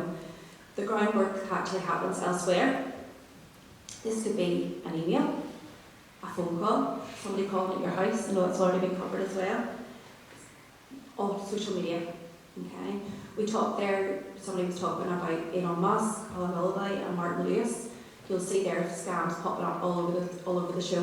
Facebook, Instagram, Twitter, everywhere where there's people jumping up to go, oh, I've made thousands, just put £200 in and you're going to get 200,000 back. That's not going to happen. Too good to be true. So it's too good to be true, it is. Okay, so we'll have a look here, and it's looking at our data from 2023, 62% of the scams reported to us that year were based on social media. So that's like sort of your Facebook, your Twitter, or X as it's known now, Instagram, LinkedIn, and TikTok. These platforms, which we're all fighting about, need to do more to protect their users. And it could be simply, whenever I'm talking about Facebook or Twitter or anything like that, it could be someone messaging you pretending to be somebody else. So we're talking impersonation scam here whenever I talk about that.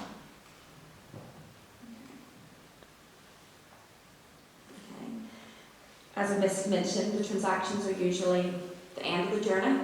Okay, but we can't do it alone. The bank do rely on you guys to help as well, because it does happen at the start of the journey. Okay, so to put some sort of context, okay, we processed about 95 billion faster payments in 2024, and that equates to about 20 million payments in total. And 0.002% of that value were fraud related. So it is, that's what we've been told. As in, that's what's been reported. It's a lot higher, we know that, but we can only report on what we're told. Okay. So these are all the guys that support the bank. And I know this has already sort of been covered off, because it was when I was listening, I was going, my goodness, she's taking all the stuff. But yeah, we have Pay.uk, we have Scamwise Northern Ireland, we have PSNI, there is UK Finance, there's SciFast. These all help protect our customers as well. So we will protect you as much as we can, but these guys help as well. Okay, so let's have a look at smishing. Don't know if any of you know what the smishing means. So it's an SMS message that's sent to your mobile phone. A lot of you, can we have like hands up how many people have actually received a message like this? Yeah.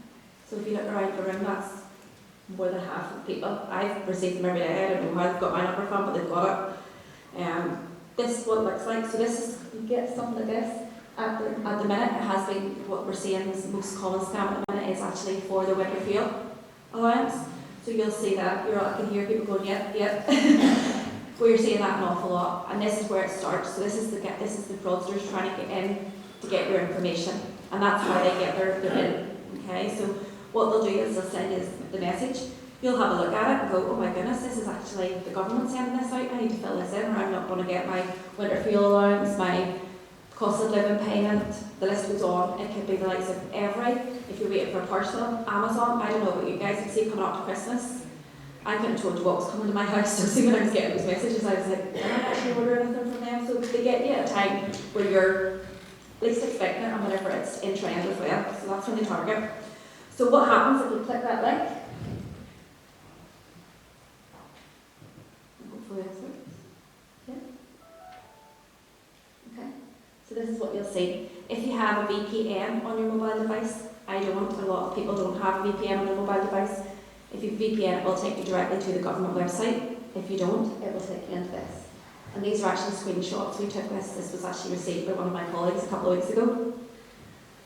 So this is actually the screenshots of it. You can see name, address, contact number, your card details. Okay? So your card details and a verification code. So I don't know, Danske Bank, we have it. If you make a payment or put your card details in online anywhere, you get a code sent to your mobile device. And then that's sent it. So a lot of you are shaking your head. I'm glad to see that a lot of people are using it and they know what it's for. So that's always a good sign. So then what happens? There's actually someone sitting in the background of that. And once you click into it and you're putting your information in it, they're taking that off that live. So whenever you get something like this, it's really important that you report it. I'll share all the details at the end of this slide as well, where you can actually report it, because you can send that message on to 7752, I think that's what it is. And you can, what they'll actually do is they'll take that website down. So they're working in the background, so it's really good to have that there. Okay. So there's the Mr. Fraudster in the background. What is he doing with your information? So you can give your information about your card details and everything, okay? You use your card every time you're in a shop, everything like that, okay? But what happens is, this is whenever Mr. Impersonator rings you, and they're able to see, so this first 60 numbers of your cards, if you're with Danske Bank or any bank, all the card PAN numbers are the same at the start. So if you actually have your cards out, you'll see Montreal 5455, I think it is. And what they can do is they can find out which bank you relate to in that way. Then they'll give you a call and they're going, oh, let's say I can see that you're a Danske Bank, you're a Danske Bank customer, I have your card number here, and they read it out to you. But because somebody says they're for the fraud team, you already start going, oh my goodness, the fraud team's ringing me, they're from Danske Bank, they said they're from Danske Bank, it must be Danske Bank, no one's going to lie to me when they call us. But they do, and that's how they get you. So we have security with our cards, where if you're setting up a new mobile device, you have to have a code, and it's sent to your mobile phone. Although on the text message it does say at the start, do not give this out, the bank will not ask you. Whenever people are in a panic, you don't read that, you just automatically give it out, and then they have your card details on their mobile phone and they're spending. And I don't. Fraudsters don't care what age you are, where you're from, what you look like. If you've got family, they don't care, they don't have hearts. In my wee words, they don't have hearts anyway, because I see it every single day. So it is important that, see the one-time passwords, no bank will ever send you a code and ask you for it. They'll not ask you to swipe, they'll not ask you for anything, so just be very vigilant if you do take these phone calls from someone saying they're from the bank's fraud team. We love it actually when we ring a customer and they don't want to speak to us, believe it or not. You would think, my goodness, all the calls that we make, you would think they want to speak to people. We do. But when someone says, I don't want to speak to you, I'm going to ring back, we sort of go, okay, thanks, great, thank you very much for that. So it's brilliant. So just be very mindful if somebody is calling you off the bat, as they did say, one-off, out of the blue. I know that was covered by someone there this morning as well. We will make phone calls out of the blue, but we will not ask you any account information, anything like that. Normally, if it's Danske Bank, we only ask you for your name and your address. And so the first line of your address and date of birth. We'll ask you for card numbers, e-banking details, passwords, anything. Okay? So now I'm going to hopefully play a short video. If this works. Is it going to work? How to protect yourself from authorised push payment fraud. Authorised push payment fraud, otherwise known as APP fraud, happens when you are tricked by a criminal into sending money by bank payment to an account that they control and which you do not. You should always be careful and cautious when making payments. This means meeting the consumer standard of caution by following warnings from your bank and law enforcement, reporting the fraud as soon as you can, within 13 months at the very latest, responding to bank requests for further information, and cooperating with any steps regarding police reporting.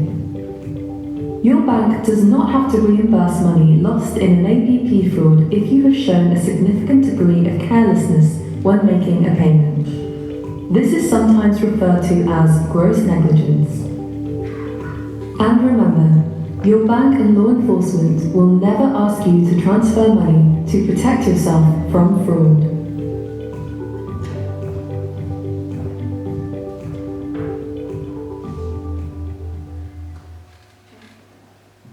So on the 7th of October, there was a new piece of legislation that actually came in. And it's now about, obviously, consumer. You guys, everybody, all of us are protected. So what happens if you do fall for an APP fraud? What happens is you will come to the bank, you will let us know what has happened. And there is a reimbursement scheme now, so you will be reimbursed. Unless there's things that, if you've maybe had warnings or you've maybe had a fraud previously, or things, we are aware that we need to protect you guys, but the more events that we attend and things like that there, the more awareness. It's always better to have awareness and stop it at the start. Because you can see from those text messages, they do look genuine.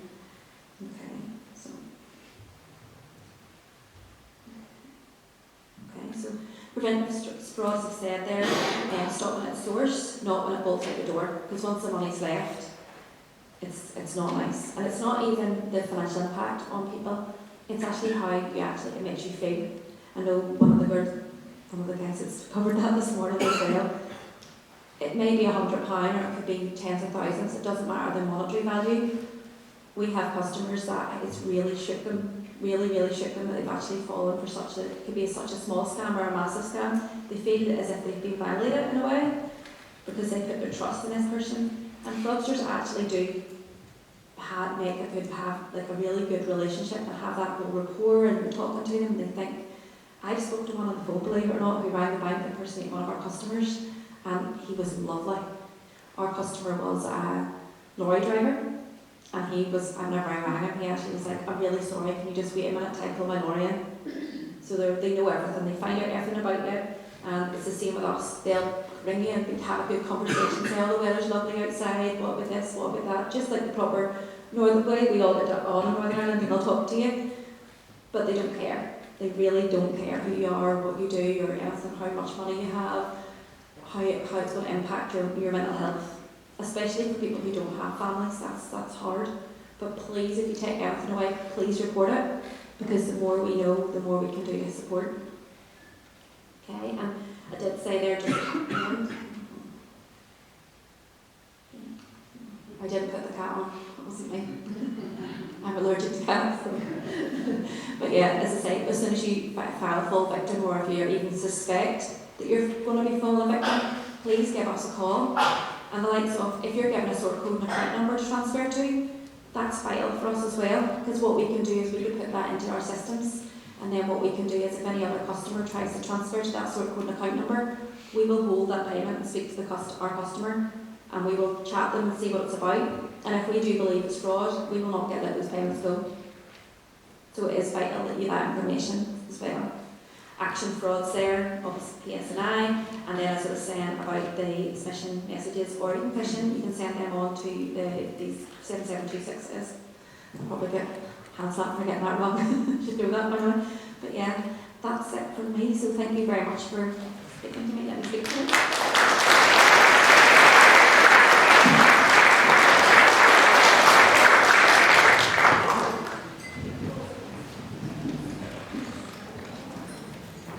Thank you so much, Lisa. I think it's really reassuring to hear the steps that banks are taking to help protect us as consumers. And I have to agree as well, we can get a good cat photo, and you always should, because it gets people's attention. So thank you, Lisa. Next up, we have a different setup this time. We have an interview, a spotlight interview, and my colleague Sarah McLaughlin from Agewell is going to be interviewing Sam Henry from James Henry Funeral Services. And this is a bit of a poignant one for everyone, because it's about stolen goodbyes and how do we fight back against funeral scams, and what's going out there at that really difficult time in people's lives. Thanks, Jenny. Hello everybody. Yes, so we are touching on a subject that is obviously very emotional, and we've heard a lot of stories today from our contributors so far about how scammers are very keen to get to people at their most vulnerable, and obviously we're never more vulnerable than when we have lost a loved one or we are grieving for someone. And they really will stop at nothing to get their hands on money. And funeral scams, we are reading in the news and hearing amongst our communities, are on the rise. And actually one of our own staff members at Agewell has experience of this themselves. When a recent family member passed away, they themselves found themselves in the situation where they were at risk of a scam. Thankfully, nothing came of that. But it shocked us as a staff team, because we're out in the community every day and we do hear stories from our service users. But yes, one of our own staff members was potentially a victim of one of these funeral scams. So we wanted to look at this today. We wanted to look at this particular subject, and also to talk to someone who's trusted in our community to try and help you all protect yourselves. So I'm joined today by Sam Henry from James Henry Funeral Home here in Ballymena, a long-standing trusted family organisation. And I really want to talk to Sam about this awful subject and how it's come about, and obviously how you guys in the funeral industry are trying to combat it. So Sam, if we start off by just asking you, when did this all start? When did this start to come to fruition, and how did you react to it the first time it ever really came across? Well, it sort of started post-COVID, and whenever everything started going online, between streams starting up and then also memorials starting up and things like that. So it was really sort of around the COVID time, and once you start putting things online, you sort of start to expect to be receiving things like these. So it didn't really come as too much as a surprise whenever people started to try and do it, but we didn't realise what volume it could get to, because we're seeing it very frequently now. You're actually seeing it every day here? I would say, yeah, if not at least once a week, a couple of times a week, where we would put maybe a notice up on our Facebook page, and then they comment underneath it saying, you know, give or pay a fiver and you'll be able to see the stream of this funeral, or the likes of memorials, you know, set up fake accounts and things along the lines of that under people's names that have maybe passed away. So we're actually seeing situations where people are stealing memorial photographs of loved ones and posting them then on Facebook and asking for donations or whatever else. Can you give us some examples of what you've come across so far? Well, the main one that we get every day is the streaming. It really is the big one. So they will ask you for a payment to view a stream, and a stream just doesn't exist. You'll receive the payment, it'll just go on a random website or something. And we have to spend 15-20 minutes a day going through our notices, deleting and blocking everyone that wants to try that. And it's very frequent. It does happen every day. And the other one would be the likes of donations in lieu of flowers that families may choose to have, and they would comment saying instead of donating to the funeral director through us, they would just simply say go online and the family will receive the payment directly from online. So you have a member of staff in the office who's actually having to excuse me, do this every day to protect people in the community? Yeah, that's right. Our office do spend 15-20 minutes a day going through each post, deleting people that are trying to scam you underneath each post. Now obviously it's great nowadays that if you're unwell or you're in another country and you can't attend a loved one's funeral, that you can access it online. And that's, you know, with the advances of digital technology, we can welcome that, but we also have to be aware that there are these scams out there, and there's things to be aware of. So what would your advice be to the members here today to how to protect ourselves as best as possible in and around the areas that we're talking about, memorials and the streaming, live streaming? What way should it work? What's the ideal way that James Henry Funeral or any other reputable funeral home in Ballymena, in the East Antrim area, would run this? What should we be looking for? Each funeral director has their own idea of how to do things. So ours go directly onto our website and onto our YouTube, onto our page. So that would be the way we do it. We'll never ask for a payment. They never do ask for a payment, funeral directors really. But if there's any comment under a post, I would just ignore it. So yeah. So it's really about those unsolicited comments underneath the posts. Anything that's coming directly from the funeral home, but if you see someone underneath commenting, offering a stream, someone that you don't recognise, the best thing to do is obviously speak to yourselves. Yes, certainly. So if you have any queries, just phone the funeral director or your own funeral director or whoever is taking care of the funeral. Just call them, ask them, don't be scared to ask, we're always there. And they are sneaky about it. They do put in, you know, the names of people, they do put up a photo, they do take pieces of details of dates and things, and they are quite clever about it, so you do have to be very vigilant about it. And how does this make you feel? Because I know you were telling me earlier that, you know, this is a difficult time for people. Why do you think people are so vulnerable to this at this time in their lives? Well,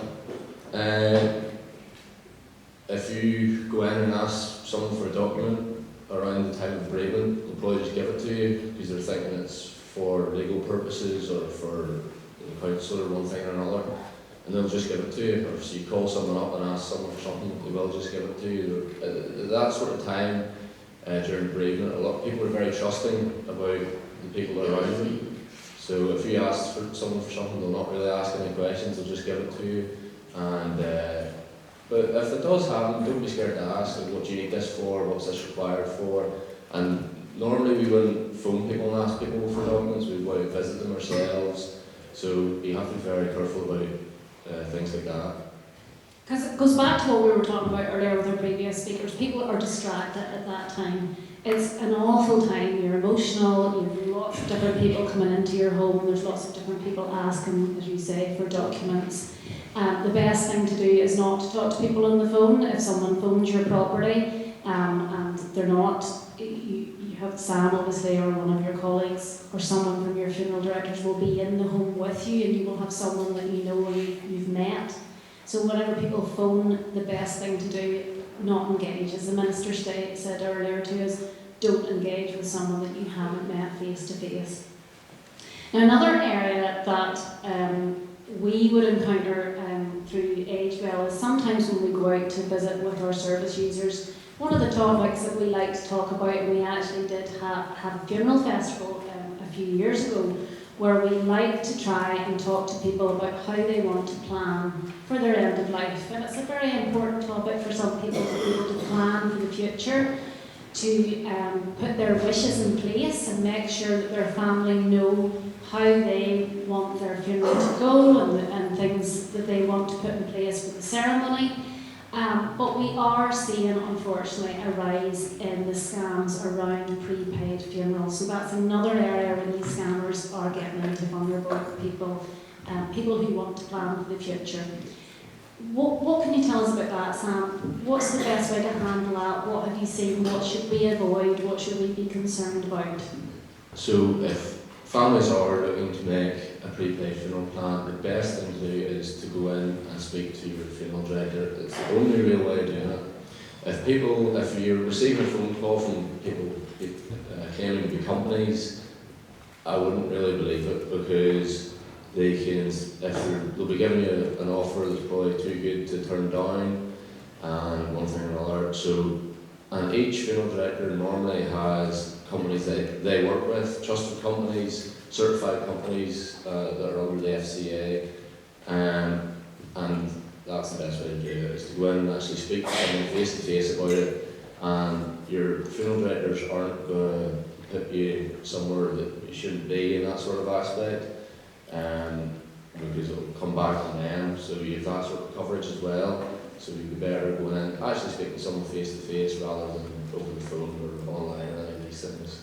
So it's like with any insurance policy, rather than speaking to someone unsolicited phone call on the phone, if you want to put some money aside for your funeral plan, you want to plan for the future and make sure that your wishes are in place but also your family are protected, the best thing to do is go to that trusted funeral director in your area and have that conversation, because they will have, as you say, the trusted companies in place that they can invest your money with, so that it's protected and it's there for when your family would need it.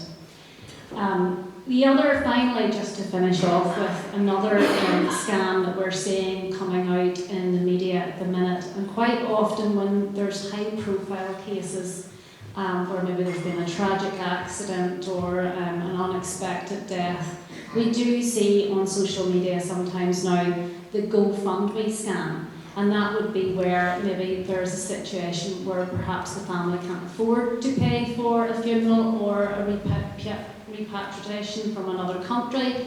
That's something that's new as well. Can you tell us a little bit about that, Sam?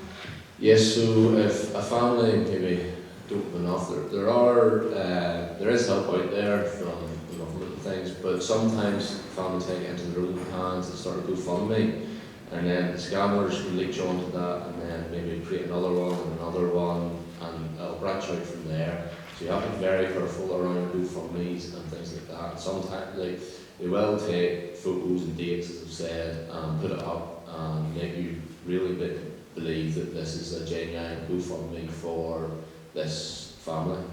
So I was having a wee read last night about how they're targeting these bereaved families, and some of the top tips on how to spot a scam around that were really where pages seemed to come up too urgently, where there would be inconsistencies in the page, maybe bad spelling, bad grammar, things like that, where there's a lack of contact information direct to the family themselves.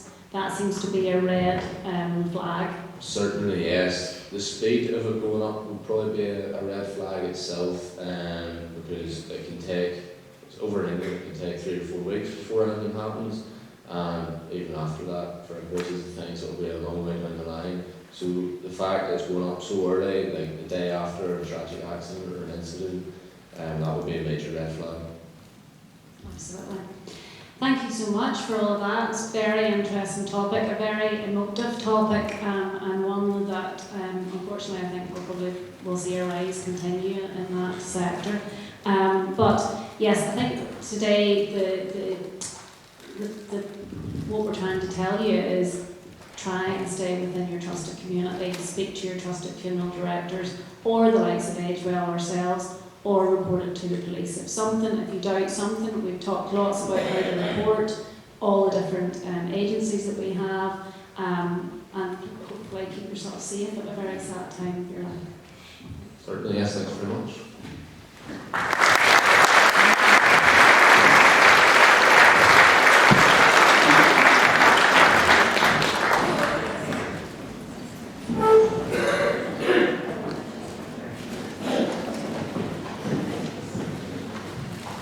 Another really, really interesting conversation there, and again, just important that there is scammers out there who are wanting to prey on people when they're at their most vulnerable. And I can absolutely see, what Sam was saying there around someone ringing up or asking for important documents at that time. We just believe in our own good hearts that there would be no ill faith in that. And unfortunately, sometimes there is. But absolutely fantastic. Thank you so much to Sam and Sarah.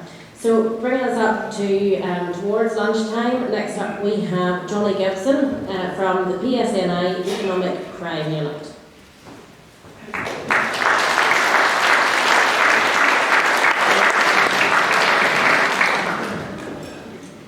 Good morning, Johnny Gibson. I'm a detective constable with the Economic Crime Unit, and I'm based in our assessments and outcomes team working out of Belfast. We have 4 teams right across from covering both provinces. But basically, if anything comes into the PSNI fraud-wise, it'll probably come in through our office.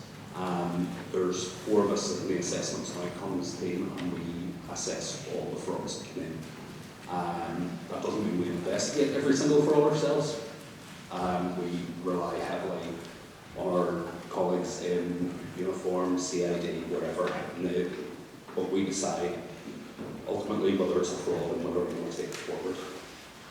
So, on that, we get, obviously I see the range of frauds that are reported, and as you can see from this morning already, fraud can be anything.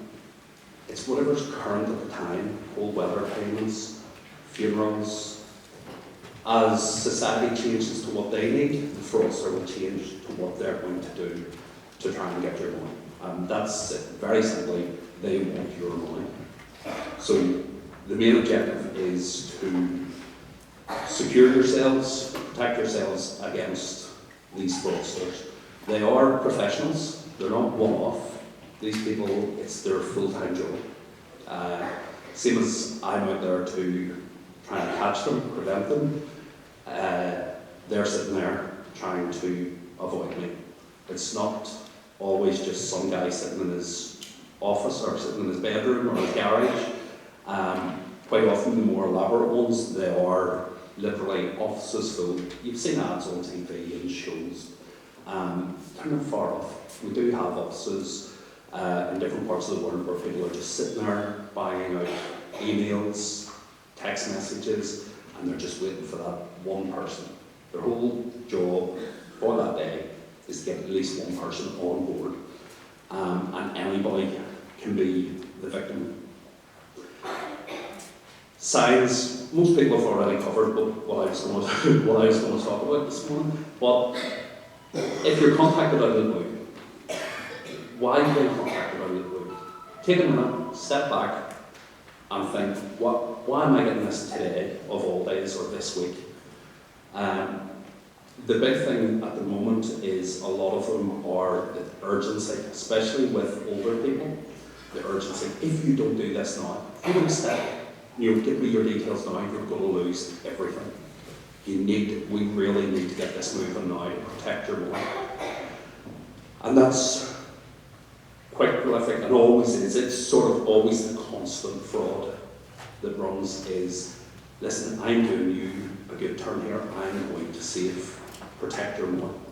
was, I'm going to get your money back for you, or I'm going to protect it, and it must be done now. If you're getting a phone call like that, the bank's already spoken about it, it's nonsense. Just ignore it, hang up. If what they're telling you is unlikely, then that could be any random fact that they're coming up with, or lie. And then the other thing with older people, and particularly those who live alone, we've found, is, listen, you can't tell anybody about this, because if this gets out, you know, whatever your biggest fear is, they'll socially engineer that from talking to you. They'll find out what your fear is, and they'll tell you that if you tell anybody about this, this is, you know, your fear is going to come true. Communication's unprofessional. My mother was the victim of a fraud. She did catch on quite early. Well, not as early as I would have liked, bearing in mind what I do for a living, but she did catch on. But because she had called on, she had actually phoned me on her landline, and the fraudster was on the mobile. And this, he wouldn't give up, he wouldn't hang up the phone. She had downloaded a piece of software, so she had no control over her phone, she couldn't end the conversation. He just became abusive. So he did, which was the most traumatic thing for my mother out of everything that happened. The way he spoke to her, the language that he used. And bearing in mind, I'm in the car driving home, and I can hear all this taking place. It was horrendous. So we know they're not nice people because they're trying to steal your money, but this just highlights how bad some of these people are. He wasn't getting the money because I was involved at this stage, so he just became extremely abusive. I kept saying, hang up. Like I say, she downloaded a bit of software, she didn't have control of her own phone, she couldn't hang up, she couldn't end the call. When I got to the house, he was still there, he laughed at me, he didn't care. He had also downloaded a piece of software onto her PC, and because he didn't get any money, he destroyed her PC. He just deleted files, random stuff, operating stuff within the PC. It was useless. Took it to two separate people, and they just went, you know what, scrap that, get rid of it. He just done that because he's evil. He's evil, nasty. Realised he didn't get money, so this is what he done. So the earlier you can stop engaging with the person, the better it will be. We've covered, everybody else covered personal information. Nobody should be asking you for anything more really than, you know, confirm your name, date of birth, possibly first line of address. Start getting into banks, bank account numbers, PIN numbers, stuff like that. Again, step back, stop what you're doing, have a think. That might mean the Danske Bank said it. Listen, I don't want to talk to you, I'm going to phone back. Phone them back, don't phone them back from the phone number that's on the screen in front of you or whatever it has to be. Go and look it up. Danske Bank fraud, how do I contact them? You'll find it online. Don't use the link they've sent you. Use your own research or your own trusted number that you have. So basically we're at an age or heading to an age where it's quite acceptable to be rude. So let's be rude, hang up, shut the door in their face. You're at the ATM, somebody's right up behind you, looking over your shoulder, take a step back. We are in Northern Ireland inherently polite, as it's been said before. But we can now be rude. Be rude when it comes to that. It's your money. It's your life. And just say, no, I'm not doing it. And hang up, come away. Types of scams that we see, like I say, could be anything and whatever's current at the time. There's the doorstep scams, text messages, romance, cost of living crisis, fading away slightly, but still I would say most mornings something coming across to do with where people are being targeted for cost of living. Oh, did you know you were entitled to X, Y, and Z? HMRC, identity fraud, internet fraud. Like I said, we deal with everything, so I deal with the person or the company who's lost hundreds of thousands, right through to the person who's lost £20, £40, £100. We need to know about them all. Somebody else had mentioned romance scam earlier in the morning. It is a big thing, and people are sitting at home and they're going, romance scam, that's something for this group over here. It's not. It's not. These people are experts. They'll get you talking. They'll have done their research. They know how to find out information. One of the things the fraudster done when he was talking to my mother was, he said, oh, sure, your bank is, he gave the name of a street in Newton. And immediately my mum went, no, I'm with the one behind the town hall. They're sitting with them at front row. Locations in ours. She's lost her bank customer. Straight away, he's got that bit of information from talking to her. The romance scams all stem from that. It's social engineering. They are just trying to extract information out of you. On the very basic level, when you're talking to someone, oh, listen, don't give me the last 4 digits of your card. I don't need them. And then they'll get the rest of your card. Half an hour later, or an hour, they spend as long as it takes to get the information. But right, let's get back to work here. So give me the last 6 digits of your card. And you're talking away, and lo and behold, there you've given your whole card number. That could be your account that could do that with. That could be anything. So they are all professionals. Phone ourselves, report everything to ourselves. Quite often you phone up and I hear, oh, I was told to report the action fraud. Action fraud are brilliant, they are good. We can't investigate every single case of fraud. That would be impossible. But what action fraud can do in the background is they can collate all the information and they can spot trends. And then they can go, look, we actually believe this fraudster's in Northern Ireland, and then they can contact the PSNI and we can instigate an investigation from there. Sorry, I'm scanning through some notes I've made here. Other one, scammers pretending to be police. There's a big case that will be in the media very shortly, and we spent a long time trying to catch these people, and we have caught them. They were contacting, again, we know now what they're doing. We're using an old phone book. They were looking for addresses in affluent areas.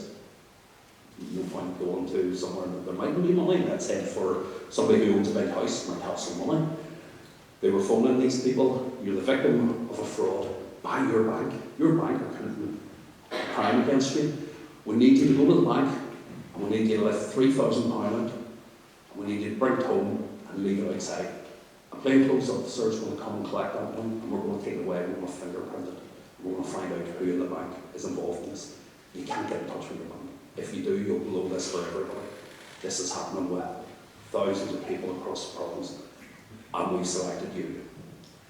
Sorry, we're not going to do that. We're not going. Much as you might want to be involved in a big police drama and work undercover for us, it's not going to happen. If it's too good to be true, it is. So that came about. That investigation was from the small reports. I think somebody's just tried to scam me on a phone call. They said they were the police. Surely the police wouldn't phone me. That built up over time, and then we realised actually there are people out here that are going and lifting this money out and placing it out there. So things that I picked up on from other people chatting this morning. Crime Stoppers. Again, it's an age thing. People think Crime Stoppers is for reporting paramilitary activity and such like. It's not. It's not. If you don't want to give your details, phone Crime Stoppers. The information will get to us, and we can instigate an investigation if it's required. It was mentioned earlier, a couple of people mentioned it.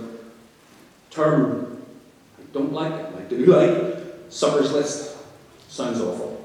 You're not a sucker. That term comes from the fraudster. That's how little they think of their victims. They call them suckers. You go on their list if you're a victim once, or you may, and you'll be targeted again. We can get your money back. We do everything. Give us £3,000 and we get your £300,000 back. Not going to happen. That suckers list is their term. It's how little they think of you. If you're a victim, do not be afraid to put your hand up and say, I've become a victim. It's not a mistake you made. These people are professionals. They work all day to try and get your money. So if you take nothing else away, and tell your friends and your family, don't feel embarrassed. Lift the phone, tell someone. Tell them that you might have been a victim. See if you're not. It'll not matter. That company, that person you're dealing with, should be impressed that you took the steps to verify who they are. Just before I finish off, just to give you an idea of how people can be influenced. I was at, and there was others in the room at Scamwise event 2 weeks ago, and there was a gentleman speaking, Mr. Tony Sales, UK's biggest fraudster. He's an absolute legend to listen to. Was not a nice person when he was doing what he was doing, but he's giving back now. But one of the things that happened was he was promoting his book, and he put a QR code up on the screen. I'm sitting talking to the UK's biggest fraudster, and he just put a QR code on the screen. Personally, I think he missed a great learning opportunity, because he could have caught, I would say, more than 50% of the room, including 2 of my colleagues immediately went and hit the QR code. Stop, think about it for a moment, and go, should I be doing this? And if there's any doubt at all, then just stop. Like I say, it's okay to be rude to people now. Be rude. 60 plus, you've been around for a while. Tell them, no, clear off, do one. It's not happening. You're quite entitled to do it. And I find that that's our biggest problem, is people aren't always willing to do that wee bit more forward in telling people, no, I'm not doing that. Hang up, shut the door in their face. That's pretty much me. I'm not going to be about for the rest of the afternoon, but I am going to stay for lunch and the networking. So if you have any questions or you want advice on anything, I'll be here and you can reach out to me. Thank you for your time.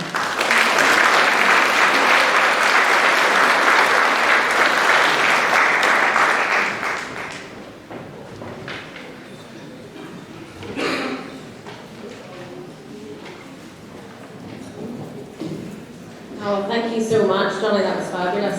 And that's our word of warning for the day: is don't be scared to tell someone to hop on and trot off. And I think you're absolutely right. When we are too polite and we're too nice, and somebody mentioned it earlier on in the morning, we are a society, a Northern Irish society. We don't like to offend people, but sometimes we just should be offending people and being a bit more direct.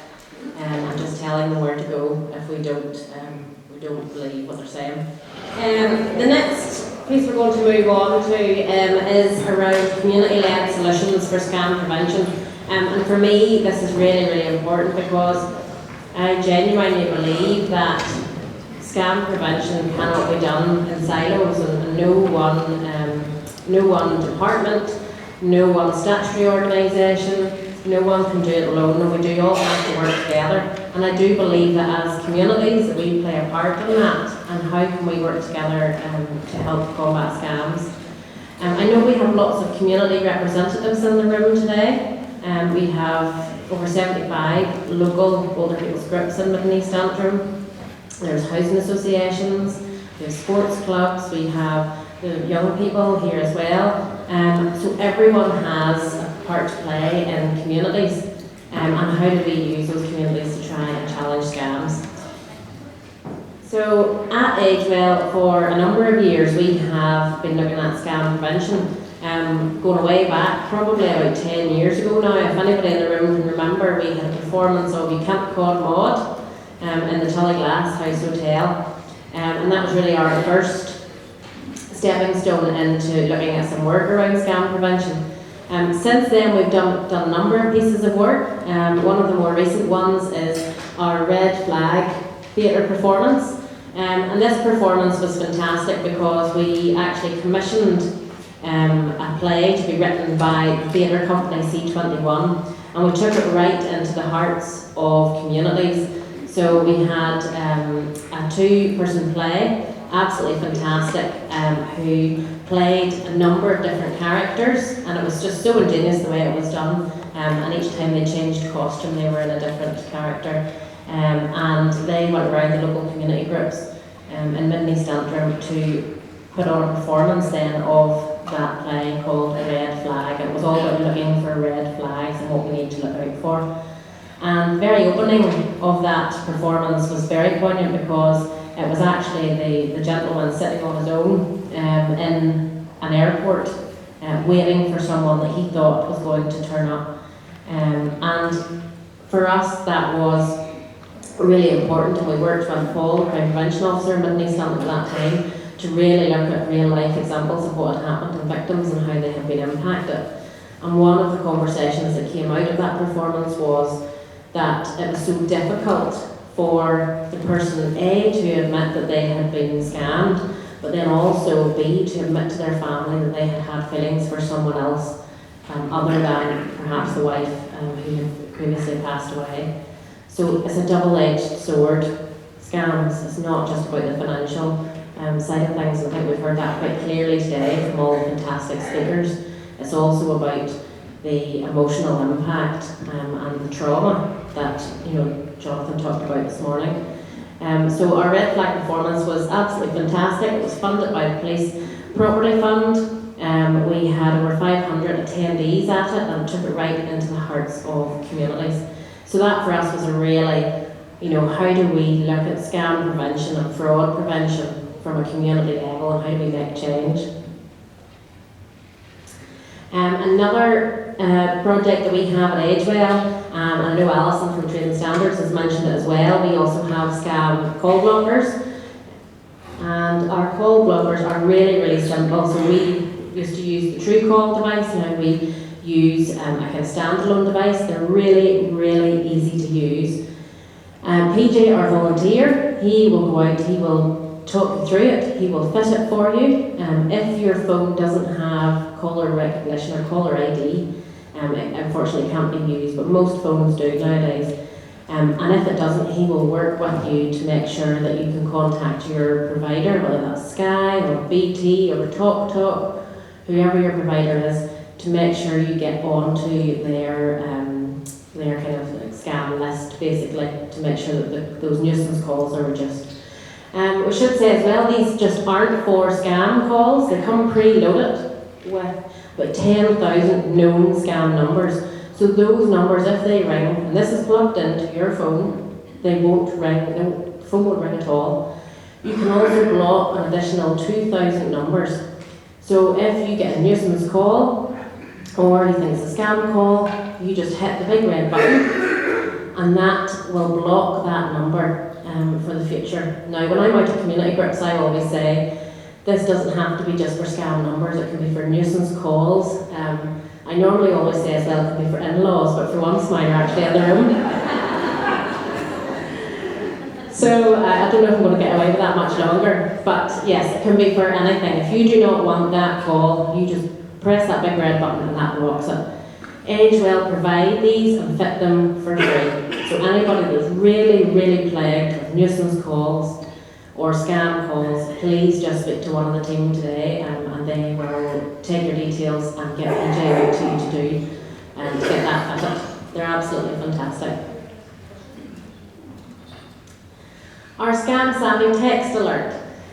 So this is a service that we provide, again, free of charge for anyone that lives in Mid-East Antrim. And it is a text alert service that tells us the newest scams in circulation, or scams that we need to watch out for. The beauty about this is that it's so localised. So in the office we are all out and about on the ground, and very often we're getting told of new scams that are in circulation, and we're able to get that out really quickly on a Friday and let people know. So why did we end up with the text alert service? Well, we knew that the older people that we serve were telling us, you know, if you give me another booklet or another leaflet, I'm going to read it once and it's going to get thrown in the cupboard, or it's going to get used for kindling. And what we said was, well, how do we get that information out there but without printing something else? So we had actually used mass text messaging during COVID, and we used it during COVID to be able to share with the older people that we serve the different COVID advice that was going about, or the restrictions at that time, and we worked then with the Department of Health to kind of, how do I say, make it really simple and easy to understand, and they approved it and we sent it out. Because again, older people were telling us, we don't understand these restrictions, it's all too complicated, it's all health language. So we used that at that time. So we said, why can we not use this again, and we'll use it this time for scams. So once a week, on a Friday, we send out a mass text message. It comes through to your phone, and it says, Agewell Scam Savvy Text Alert, and it tells you what the scam is that week. We will send out information on scams that are, you know, big scams and big numbers of circulation, but we also can very quickly send out information on scams that are happening really locally. So for example, before Christmas we were made aware of someone in the Larne area who was pretending to sell tables for a craft fair in one of the local community centres, and you had to click on this link to pay £20 for this craft fair. There was no craft fair, it was a complete scam, and we know there was no craft fair because one of the trustees in the community centre is actually one of our own trustees, and she said, no, we know nothing about this. So we were really quickly able to react to that and say, well, let's get that out of Scam Savvy and sort it out. So very, very simple, text message once per week. There's a leaflet in your pack if you want to sign up. There is, I hate to say it, QR code. But also, very simply, you can just tell some of the staff team today, they'll take your details, or you just ring the office and say, can I be added to the Scam Savvy text alert list? We don't use it for anything else. So you only get the text alerts, and they're really easy to forward as well.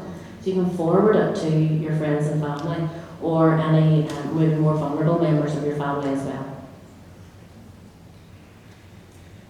Okay, so this is not, I will say, a local example, but when I was doing my research for this event, I really wanted to dive into what other ways are there of sharing information about scams and fraud and prevention of that type of crime. And I was going around and having conversations with the different PCSPs and things like that, and saying, does anybody know anything really unique out there that I can share as an example of what people are doing? And in my conversations actually with Lisa from Radius Housing, we came to the conclusion about this fantastic example in Amsterdam. It's called the Fraud Film Festival in Amsterdam, and I was very lucky then to have a meeting with the team from the Fraud Film Festival in Amsterdam online. Didn't get a trip, unfortunately, but online, and just to hear about the fantastic work that they're doing and how they're using film to be able to share information about scams and scam awareness. So essentially, the film festival is over 2 days. The first day is for practitioners, so that would be people like we have many in the room, social workers, community police officers, support workers, link workers, and then the second day is for the general public. And the same agenda for both days. But the films that are made are all about real life stories of scams and fraud. And the beauty of the whole project is then that after the films would be 5 or 10 minutes, after the film, those that were involved in the film, very often victims themselves, are there for a question and answer session on the stage, which is amazing because you're seeing it in film and then you're seeing it in real life and you're able to ask those questions. So again, just another example of an ingenious way of how do we share information about scams and fraud to keep it fresh in people's minds. So I have a very quick video here, just to give you a flavour of what the Fraud Film Festival in Amsterdam does.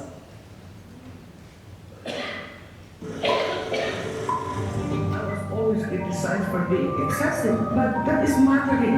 If I want to fight corruption, I have to organize people. We need to reclaim the fundamental right to housing. North Korea staffs, abuses and kills its own citizens. If you look at the pregnancy, this part that we expect to be active, was it more active?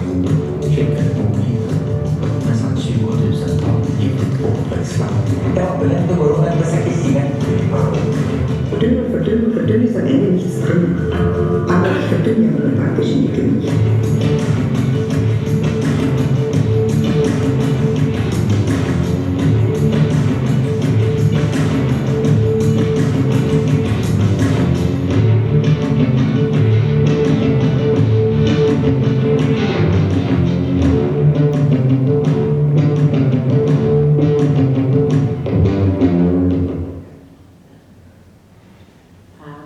So that just gives you a flavour of the film festival and what it does to try and highlight scam awareness. And I suppose that's my question to everyone here today now, is what else can communities do? So that's a really good example of a community coming together to challenge scams and to challenge fraud. But what else can we do? What can we do here in this local area? And for us, maybe taking that information away and looking at it for future events or future projects. So I have some willing scribes, victims, around the room. If you would raise your hand for me. So if you are a scribe, if you don't mind just finding a table where there's no other scribe, if that makes sense. So keep your hands up, scribes. That's fab. So what we're going to do, I'm going to give everyone about 10 minutes, and I want you to answer, as a table, I want you to answer a question for me. And that question is, how can communities come together to challenge scams? So what else can we do, and what's most important? Is it awareness? Is it events? Is it practical things like the things you've got in your pack? What can we do to challenge scams? So 10 minutes round your tables. If you don't have a scribe, give me a wave and I'll send somebody over. Has anybody not got anybody at the table with a pen and a piece of paper who looks a bit flustered looking? Brilliant. So at 10 minutes and we'll come back to you. Thank you. This is Roar 6 in St. Pat's, getting together with their colleagues from other schools and working maybe this as a project in some way. How could they address this? How could they help and work getting the schools together on it? And then sharing that information again back out through to parents, to grandparents and their communities. And also I think the talk here about posters, designing stuff that's really colourful and attractive and getting it out, but and constantly changing it. So maybe it's seasonal, because think different crimes in the winter than you get in the summer. So the campaign can reflect the seasons as well and be reflected in again, back again. I'm not apologising for going over the same ground, but back out into families, back into communities, and back into the extended community. So I'm going to, anybody want to say anything else here? Anybody dying to say something when I've got the mic? No, they're all got very quiet all of a sudden. Right, thank you very much. I'll take it to the next table. Brilliant, thank you. Alison, would you mind feeding back from your table? Thank you. I think everybody at this table really would like more information sent through maybe new text alert systems. They thought it was a really good idea. Really enjoyed the community event today. Like personal stories, and I think it make it more relevant and make it stick. And actually what was encouraging was they said all of the sessions had made them wanted to report more. Fantastic, thank you. Valerie, down at the back. Faster, Kevin.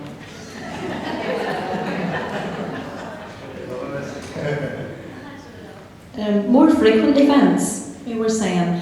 We did mention maybe more community events, but then we find that you get the same 3 or 4 people turning up. It's very hard to get people to come out to community events, but maybe more events like this. And they were saying definitely, you know, today hearing it over and over, you know, is really impacting, and we're going to sign up to the text alert as well. Fantastic, thank you. And Lisa, down at this table. Can we go a bit closer now? Okay, hey, so this is Ballymena District Carers Group, and these ladies are going to write a book following this event. I tell you, my hand's sore from writing. So again, reiterating, they said more awareness sessions like today, and even bringing this information then out into their group and smaller groups as well. They'd like to hear more from Trading Standards. They thought it was very, very interesting. So you've got a wee date with them. Okay. Again, education into schools, so starting early. You know, getting in to young people. I think that there's this kind of idea that maybe it's only the older generation that are subject to fraud and scams. It's not. It's younger people. And I was sharing with the ladies, my 16-year-old got scammed. You know, so. At the end of the day, we need to get into the schools and do that. And maybe these lovely ladies, sixth form at St Patrick's, could help with that. A really good idea about getting leaflets and flyers and posters out to where people are. So out to doctors, surgeries, dentists, things like that, you know. And yeah, I think I'll leave it there, Jenny, but I will pass you the full book, sure. Okay. Thank you. And Paul? Thanks, folks. So with this group, I'm standing up so you can all see me, by the way. You can't miss me. So yeah, we had covered quite a lot of what was already said in and around family support, staying connected with people who aren't necessarily online, local groups and stuff like that. So stuff you have already covered, but one of the things I brought up was, and it's coming from the police standpoint, was how do we tackle road fatalities over the years. One of the things that we did differently within Northern Ireland compared to the United Kingdom was we put very impactful advertisements on TV. You all remember them over the years, very, very hard hitting, very real life, where you actually seen the person that was impacted, or the family that was impacted.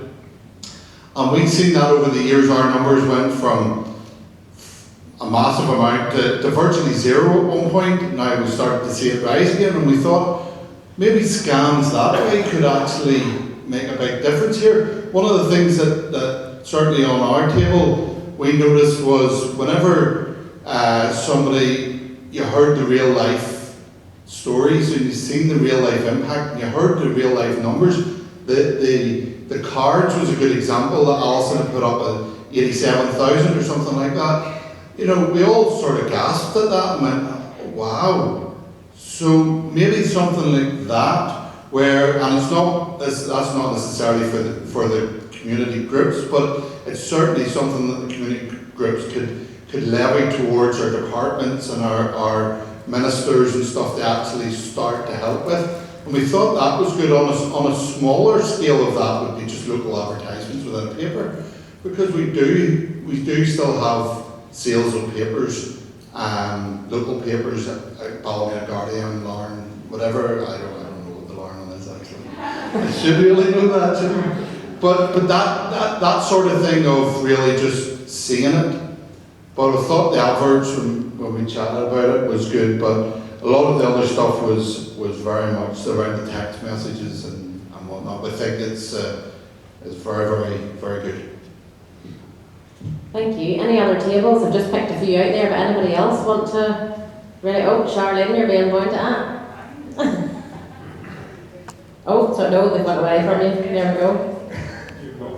I think at our table, there's a lot of community groups in the room today, but it's how we share that information to the people that can't get into the room, so specifically the rural or isolated people that can't be here. And there was a bit around intergenerational work as well, and more specifically at this table it was for the younger sharing their knowledge, but also for the older generation sharing their experiences. So a bit like Paul has said, that almost that fear factor and putting that into the younger generation from a starting point. And however, we do communicate to the greater public about scams, as it needs to be in the right format to make it accessible to everybody. So we're trying to make people be more aware about emails and things like that. So is by sending an email out to warn them about a scam the right thing to do. And the possibility of, there's two community groups here, one from Collyback and Portenown, but for community groups possibly getting together to share their successes and challenges as community groups together as well. Absolutely, fantastic, thank you. Any other tables? You still get peer pressure, Charlie? Yeah. Charlie, thank you.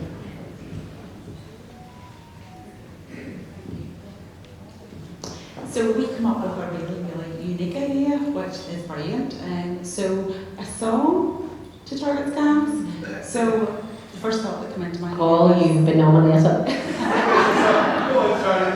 No, we didn't make up the lyrics for it yet, just quite yet. So the first song that came into my head was the Crazy Frog song. That annoying song, as soon as it comes on, you're singing along with it and you can't get out of your head the rest of the day. So something quite quirky to remind you of key points when dealing with scams, what to look out for, and another really good idea to have it on, say it's your ringtone, so whenever your phone rings, there's that reminder before you pick up potentially a scam call. Also targeting groups that are more vulnerable, so the likes of people with language barriers that maybe struggle a bit more to understand what the scams are about and more prone to click the links, people with learning disabilities, people with physical disabilities that can't physically get out into the community and learn more widely about scams.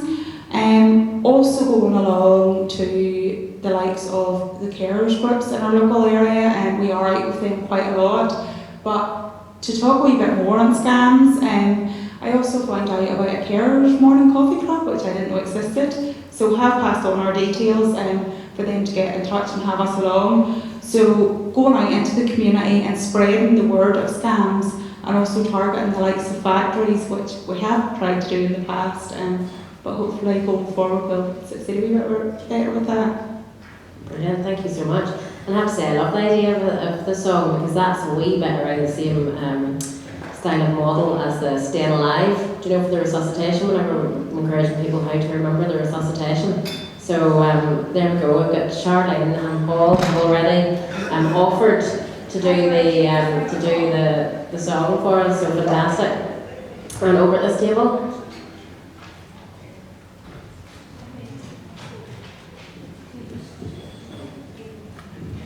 Hi there, I'm Marion from Triangle Housing, one of the sponsors here today.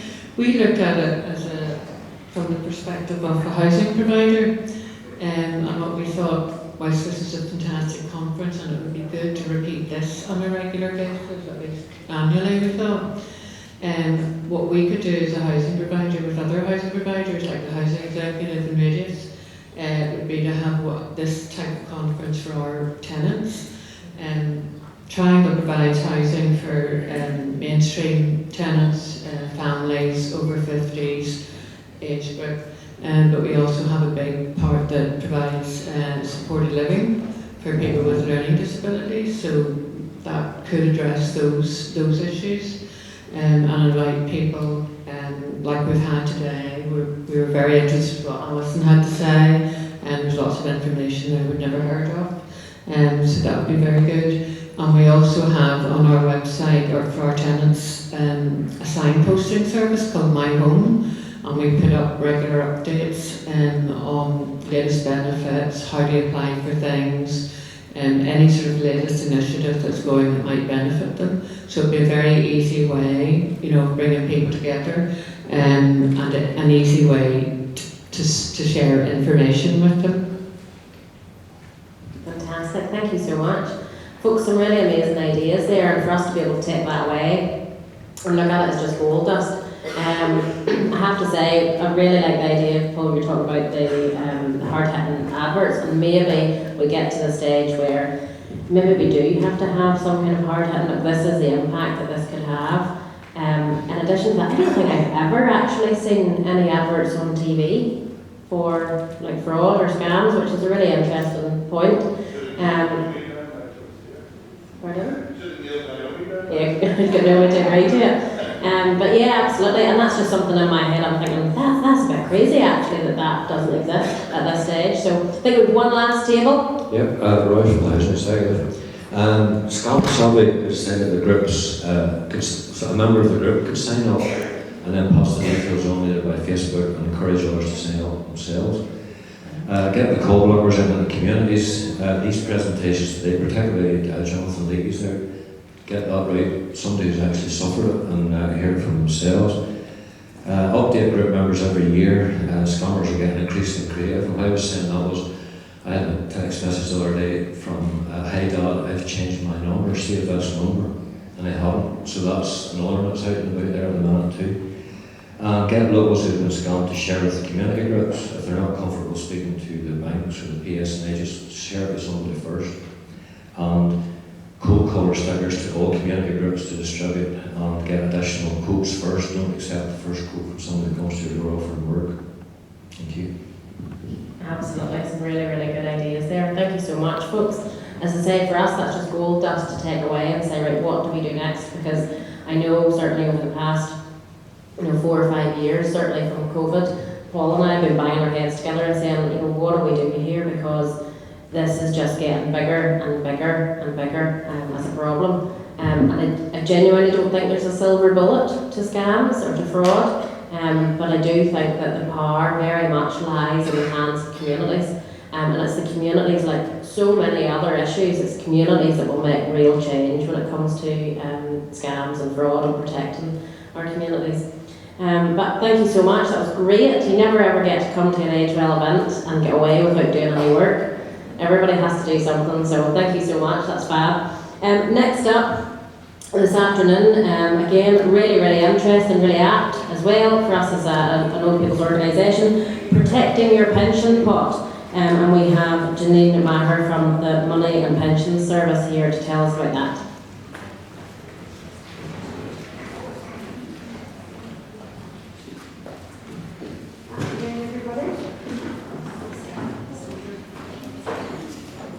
Front of her after my presentation, so they can feel free to jump in any time. I'll come to you for props. They're very for me. So afternoon, everybody. I'm Janine Maher from the Money and Pension Service. I'm not remember both clickers. I'm going to speak to you a bit today specifically about pensions and protecting your pensions. So who are the Money and Pension Service? Money and Pension Service is an arm's length body of the Department of Work and Pensions, and funded by the Financial Services Levy.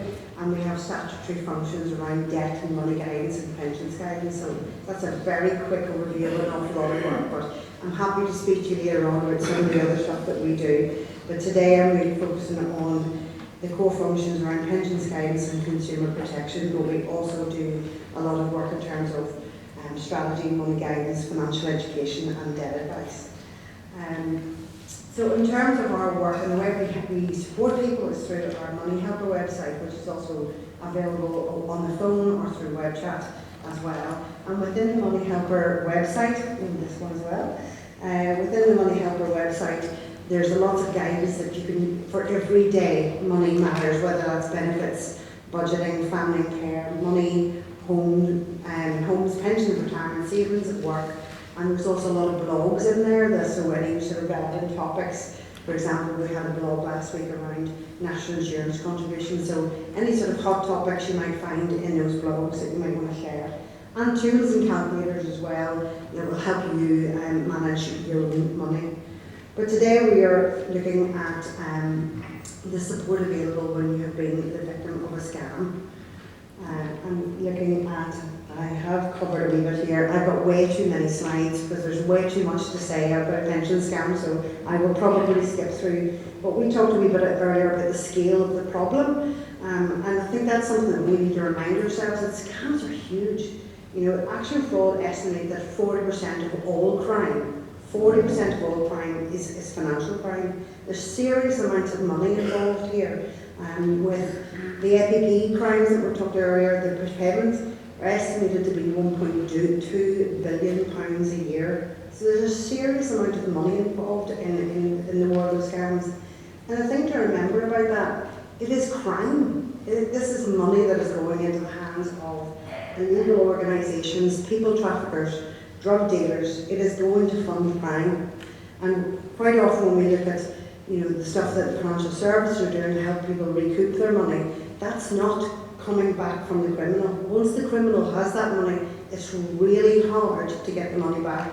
So while we can work within the systems to try and make it harder to get money out the door, we've got to work together. Our role as consumers and how we manage our own money, and also back into the financial services industry to make it harder for criminals to get to your money. But I think it's really important to remember that it is crime. Sometimes we forget that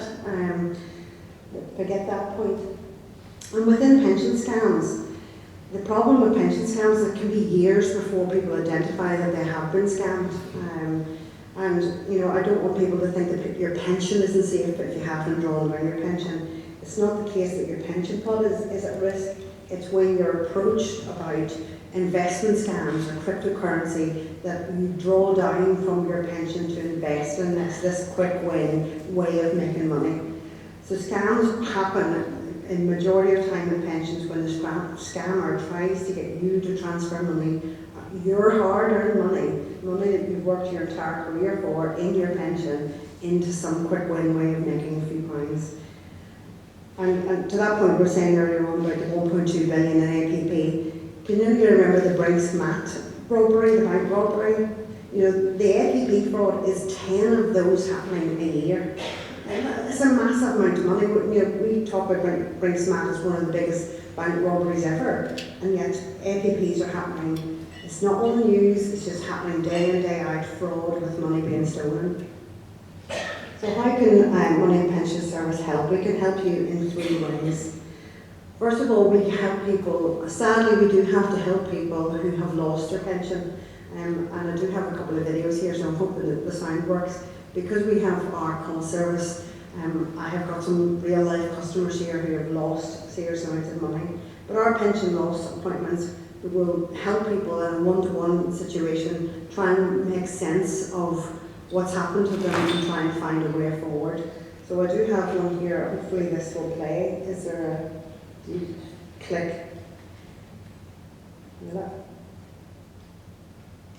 No.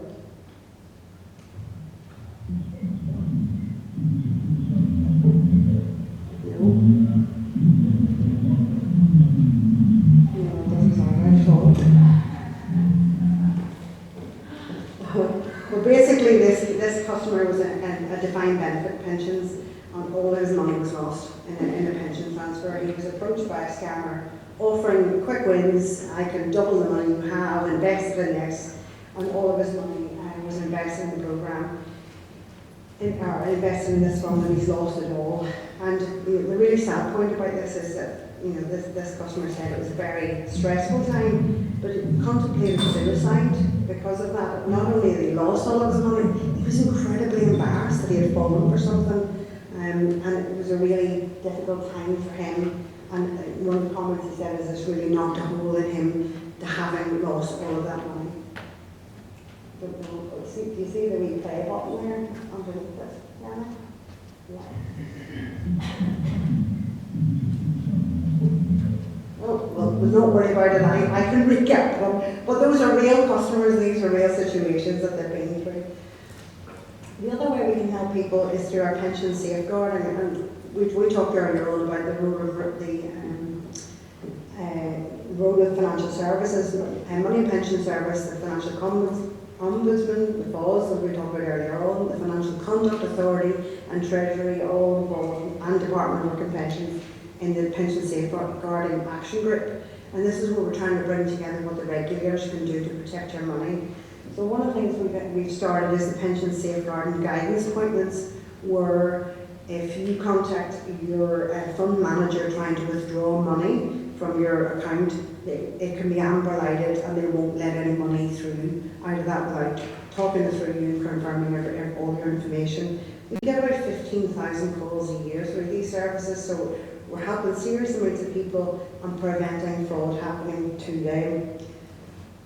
And within those appointments then, again, there's another client on that one, she talks about it's been amber flagged, she's been transferring to another scheme, but she's taken no financial advice. This has come to her cold.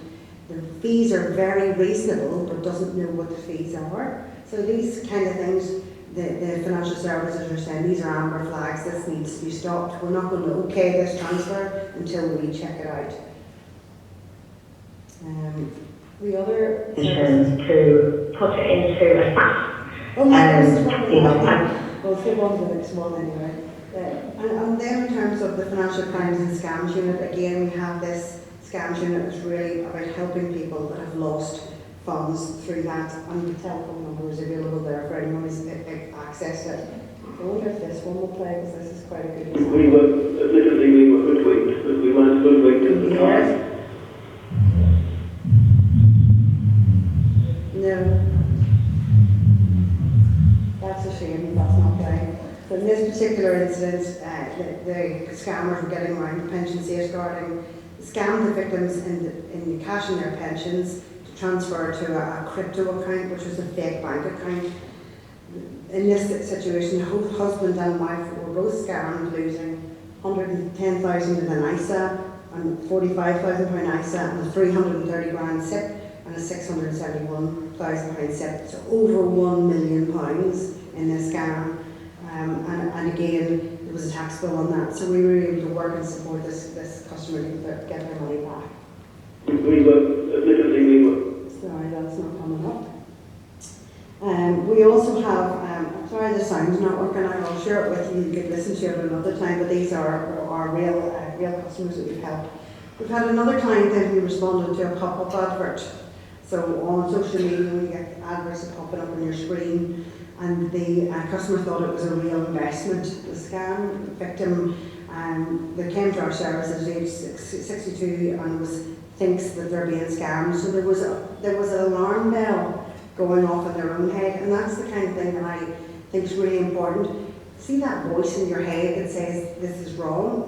That's always right. You should listen to that voice, and this person knew they were being scammed, thought this isn't quite right, but kept on going with the conversation. And it was all about training, and it started out with a very small £250 investment, and they won on their first investment, and they made money, and they then invested more, even though they had that alarm bell ringing. So we were able to support that customer as well. I'm going to skip through because I'm having 5 minutes more. We talked a little bit about romance frauds as well. Bitcoin is something, again, when we're in the modern technology, looking at what's available within Bitcoin. We have a customer here who called the service secondary scamming, and this is where they had done something and then they got contacted again from the scammer. And money mules, and this is something I haven't heard mentioned today, and this is something that particularly young people are susceptible for, where you will be contacted by an organisation and asked to hold money or transfer money to another account. You're inadvertently becoming part of a money laundering programme, and the money is being cleaned through your bank account. And in these situations with money mules, which tends to be a lot younger, you just hold this £300 in your account and then transfer me £250, whatever the sum is. But you've cleaned that money for them, it's coming from yours. But it's your bank account that then becomes under target. So we have seen quite a lot of incidences where young people have been money mules and that then unable to get a bank account going forward, because a lot of the financial institutions will see they've been part of this programme. So skipping on all of those because we're running out of time.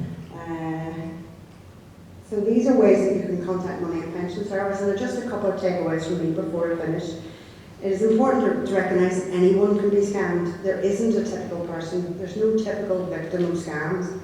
It is not a sign of weakness. It can be a sign of busyness. It can be a sign of making snap decisions, lack of confidence, embarrassment to ask questions, and a number of vulnerabilities. We talked, the Minister mentioned earlier about vulnerability. Vulnerability is a very broad term, and it can relate to your personal circumstances like health, or also a busy time in our lives, say post-illness or bereavement. But I also think it's about topics. So I know in relation to my children, I would be very susceptible to the text message that says, "Mum, I've lost my phone." And I often panic. I still panic when I get that text message. I phone my children and ask for a physical photograph. Where are you? Because even though I know in my head it's a fraud, I will react to that. So there are emotive frauds where it will pull on your heartstring for a particular reason. Scammers are criminals and we must report this. We know, and everyone has said today, that it is massively underreported. Secondary scams are something to consider. Last week I spoke to a friend of mine, and he had just, that I was doing this event today, and he had just gone into his mum's house, who had had a text message for a parcel, you know, the parcel one, click on here.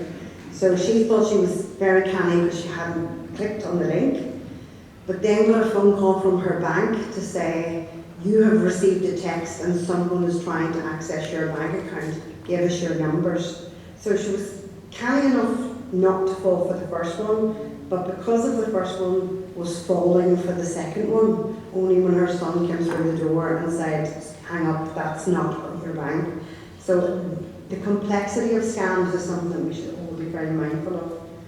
We've heard it before, and I think I'm going to follow the example of the PSNI. When you don't click links, don't answer numbers you don't know. And I think the PSNI said, do one. Was that the advice for somebody you don't know? But don't, if it's somebody, I never answer phone calls, especially now we know that your voice could be recorded to have those voice generated messages. Don't answer a phone call if you don't know the number, and don't say hello if you do answer. So those are really important things to learn. Don't be pressurised into making quick decisions with your money. That's what a scammer wants to do. They'll put the pressure on you into do this now or you will miss out. You will miss the chance of a lifetime, and putting pressure on you to make quick decisions. Do the research, talk about it with your family and friends. Last couple of points for me, pension cold calling is illegal. So if you receive a phone call from anyone about pensions, they are automatically a scammer unless it is your own financial institution. It is illegal for pensions cold calling. And the last point for me is Money Pension Service doing an annual survey, and we will compare attitudes to money across all of the UK. Every year it comes out that Northern Irish people are the least comfortable talking about money. Across all of the UK, we're least comfortable and we're the least confident in all of the UK about talking about money. The only way we can really combat these kind of issues is by making it more events like this where we're talking about it, we're talking the issues, we're sharing the problem. So if I can encourage you all to talk to your friends and family, identify the things, talk about money and money worries, and the Money Helper website is there that can give you really good help and guidance on all topics of money. And that's it for me. Thank you.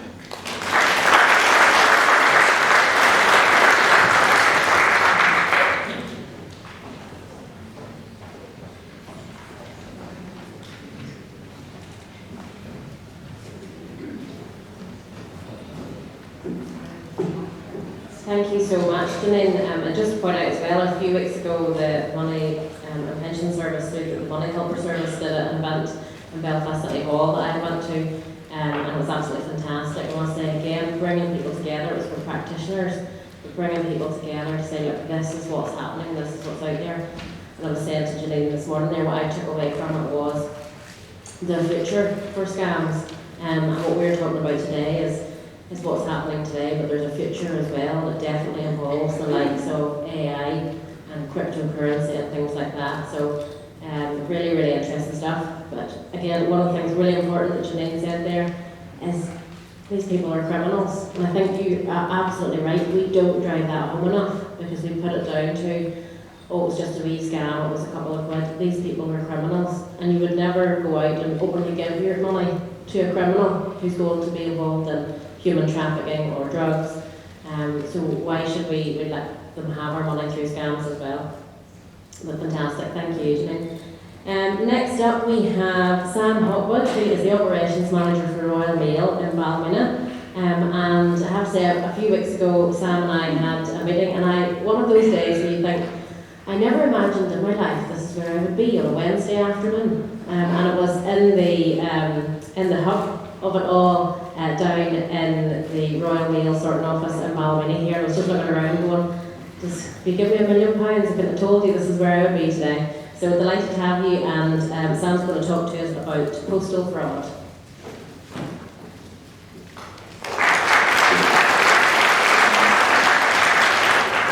Hello folks, thanks so much for having me here. Like Jenny said, my name is Sam Hopwood. I run the delivery office that's down in Railway Street, so covering sort of a vast sort of geographical area, covering BT 42, 43 and 44, about 100 posties that we manage there. And unfortunately, like a lot of speakers have said, come across scam issues, fraud issues, unfortunately quite often within the role. No doubt there's posties that you've spoken to, and I would encourage you to sort of do that if there's things that you're not sure on. If you've got a wee text or an email or even a letter that you just sort of think, something slightly sus about that, then I would encourage you to ask your postie, or if you're in town, please feel free to come down to Railway Street and pop in and I'll gladly assist.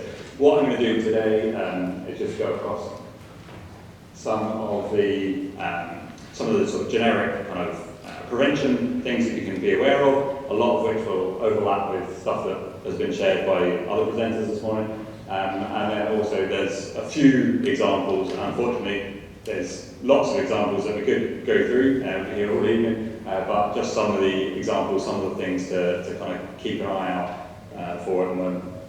So apologies for the text, I appreciate it's quite small and wordy, but I'll just summarise here. So the key message really is that Royal Mail will only send you an email or a text message if you have input your details when you've been ordering something.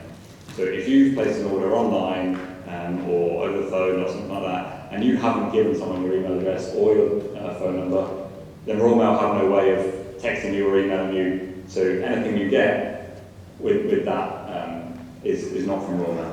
Is a fairly blunt way of doing it. Every now and then, Royal Mail will request payment for something. So say you sent a relative a card and forgot to put a stamp on it. That relative will get a request for payment for the card. In that case, you'll get one of these little grey cards. I'm sure Royal Mail could distribute them, but this is a little grey card that your postie would put through your door to say there's an item that's been underpaid or no postage on it, and you need to pay the fee either online or going down in person to pay the fee in order to release that item. Those are fairly rare, and it's only true if you get the wee grey card to say there's a fee to pay. Any other text message, email, anything like that requests payment is not from Royal Mail. Unfortunately, there's a lot that are very realistic. There's a slide later on you'll see that shows quite realistic looking sort of red cards and those sorts of things, but they're just counterfeit. Okay, so yeah, that's the same about when we would ask for payment. Okay, so it's scams that we need to be alert to. Anything that mentions undelivered mail or held mail. So you might get a text or an email or something along those lines that says, we've got an item, we're holding it for you. Click this link, give us your details, send us some money, all those sorts of things to release the item, then you'll get the delivery. It's not true. It's all fabricated stuff that they're trying just to get you to click that link or provide you details. Okay? Royal Mail don't hold items unless you've had a delivery attempt, 2 delivery attempts these days, and then each time you get one of the red cards, which is one of the sort of the normal red cards that I'm sure everyone's very familiar with, and everyone thinks posties put through without even knocking the door. Okay, so that's officially called a something for you card, so you should get one of those. So if you get an email or something that says I'm being held for collection and asking for a phone number or anything like that, then like I say, it's not true. And that's about making a payment. So again, you shouldn't be ever asked for a payment unless it's an item where the postage was underpaid. If you think that might be the case, then probably the best bet is to think, well, hold on, where am I ordering this from, or what relative might be sending me something, and contact them and say, did you send me something before you do anything? And then, if in doubt, phone Royal Mail customer services, don't phone whatever number is on that text message, because it will be a fabricated one. The slide right at the end here covers off what to do if you think there's a suspicion over something, or you just genuinely think that there's a scam item. So we'll come back to that in a sec. So here's a fake something for you card. Like I say, this is the real one. That's a fake one. That maybe looks very fake. The font's a bit funny and it's got a random QR code in the middle. But generally speaking, you should be able to see, but some of them are really, really quite convincing. And they go in different phases, and Royal Mail sort of combats them, and they'll identify that one, find out where it's come from, put a stop to it, liaise with the police, etc. But more and more you get sort of really realistic looking ones. Like I said at the beginning, if in doubt, stop your postie and say, I've got this, but is this real? And he or she will have a whole pile of them and be able to look and go, no, that's a fake one, sort of thing. Okay, so you might get a text message, we attempted to deliver your package at such and such a time. For starters, no one is attempting to deliver packages from Royal Mail at 7:05 in the evening, but generally you wouldn't get a text like that to say that we attempted delivery. That is just not a service that Royal Mail offers. So any kind of link like that, for starters, it's a dubious looking link with all numbers and letters and stuff. Don't click on anything like that. If you do have an item and you missed the delivery, then the card tells you how to reschedule, schedule a redelivery. Don't be clicking on any links in any text messages. There's another one. Please confirm settlement of $2.99 GBP. Some of these, they sort of seem obvious, but maybe you are waiting on an item and you think, oh, so-and-so's not sent the correct postage, they haven't got enough stamps on it, whatever it might be, you click the link. It can happen so easily. Again, you shouldn't be getting any text messages from Royal Mail, and you shouldn't be clicking any links. That one looks a bit more realistic. The font's slightly off from Royal Mail, but it looks very more realistic. There's a link that takes you to royal-mail.cloud. Again, sounds like it could be a realistic website. If it's asking you for money, it's not from us. Emails, similar thing, really. So there's lots of emails that you could get with some of the logo. It's very easy to just acquire the Royal Mail logo. You just go onto the website and copy and paste it. So there's emails that could look very realistic. But again, to confirm the shipment of a package, click here. That's a real red flag, just something to be aware of. That's not ours. An email subject of, we attempted to deliver your package from HMRC, a large letter, it's got a bit of detail. It's got what looks like it's from Royal Mail, rescheduled now. Again, they look realistic. These scammers are very aware of what could be sort of a realistic looking email and what might trick people into going, oh yeah, of course, actually I do want that item rescheduled, and you click it. Okay, so again, it's just an example of a current sort of email that you might get at the moment. Okay, these ones do get a bit more complicated. So purchasing stamps. There is a Royal Mail website where you can buy stamps, but there's also a lot currently of fake stamp purchase websites. My strong recommendation is buy them in a post office, because you can't get scammed if you buy it over the counter in a post office. The small stamps that you see without the QR code, these ones here, those went out of circulation about 2 years ago now. So if ever you see stamps that don't have the extra sort of barcode down the side, then they're old stamps and can't be used. So that's the immediate red flag if you go onto the website and it's trying to sell you stamps that are like that. It's tricky. Some of these websites look really realistic. I've had customers come into the inquiry office in Railway Street there and showing me the website, and I'm there looking at it thinking, goodness me, that really does look like the Royal Mail website. So just be very careful with that. And like I say, my strong urge would be, if you need stamps and you can afford stamps still, then go to a post office and purchase from there, because that's the only way you're going to be sure that they're genuine stamps. Buying stamps at any kind of website is a risky option. Okay, so these are some of the options. Oh, I should have said, Royal Mail, when the King ascended, we changed the cruciform logo. So you can see on more recent Royal Mail documents the crown is is different from what the Queen's crown was. So if you see an older version, this logo is tiny in the corner there, but that's actually a representation of the King's crown, which is different from the Queen's crown. So in a few years' time, you'll be able to see a different logo across everything. At the moment, it doesn't necessarily all work because there's lots of older stuff that we still use. Right, so reporting a potential scam. So there's multiple different ways of reporting it. So if you receive a suspicious email, text, or call, or have a website that you think, not sure about that, then you can email it to reportascam@royalmail.com. If you have received an item of mail that you think is a scam, because that's the other thing that sometimes happens is you get a scam letter through, maybe telling you you've won an award or you won a prize or you entered such and such a draw. If you think it's a scam, then you can contact the Royal reporting scam mail site, and they'll sort of tell you what the next steps are. You can fill in a form, describe the mail, and that sort of thing. If you're not online or you don't want to do it like that, then you can just put it into an envelope and just write free post scam mail. And there is a site across in Bangor in Wales, not our Bangor, that deals with all scam mail. So they will then receive that, have a look at it, and sort of follow up with yourself, either contact you and say, actually, no, that one's genuine, or yeah, well done, you avoided the potential scam there. So if you want that, then you can send the stuff to there via free post. Obviously, if you were doing that, you would just include any mail that you've received so that they can check it and then they would come back to you. And the final thing is there's a phone number there which isn't answered, but there's a voicemail facility, so you can just call that, describe the situation, describe your suspicions or the mail that you've received, or the text message or whatever it might be. Leave a message, leave your details, and someone will come back to you to advise what the next steps are and what you can do to sort of prevent any recurrence in that regard. Okay, that's everything from me.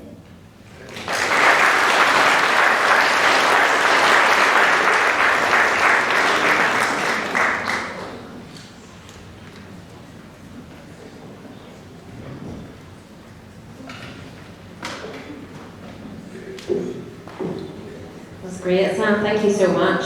I'm only disappointed there's not a discount from Royal Mail for stamps permanently in attendance today. Is that something we can work on? No.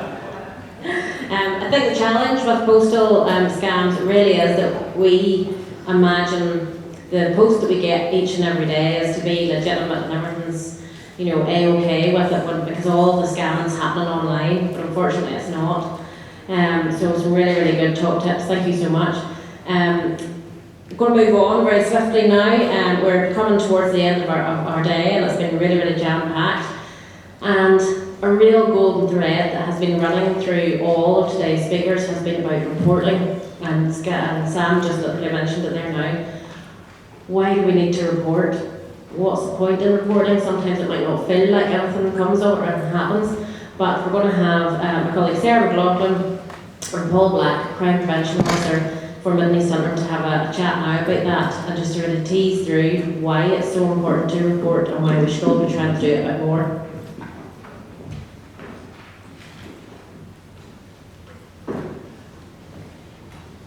Thank you very much, Jenny. So we're nearly at the end of our session today.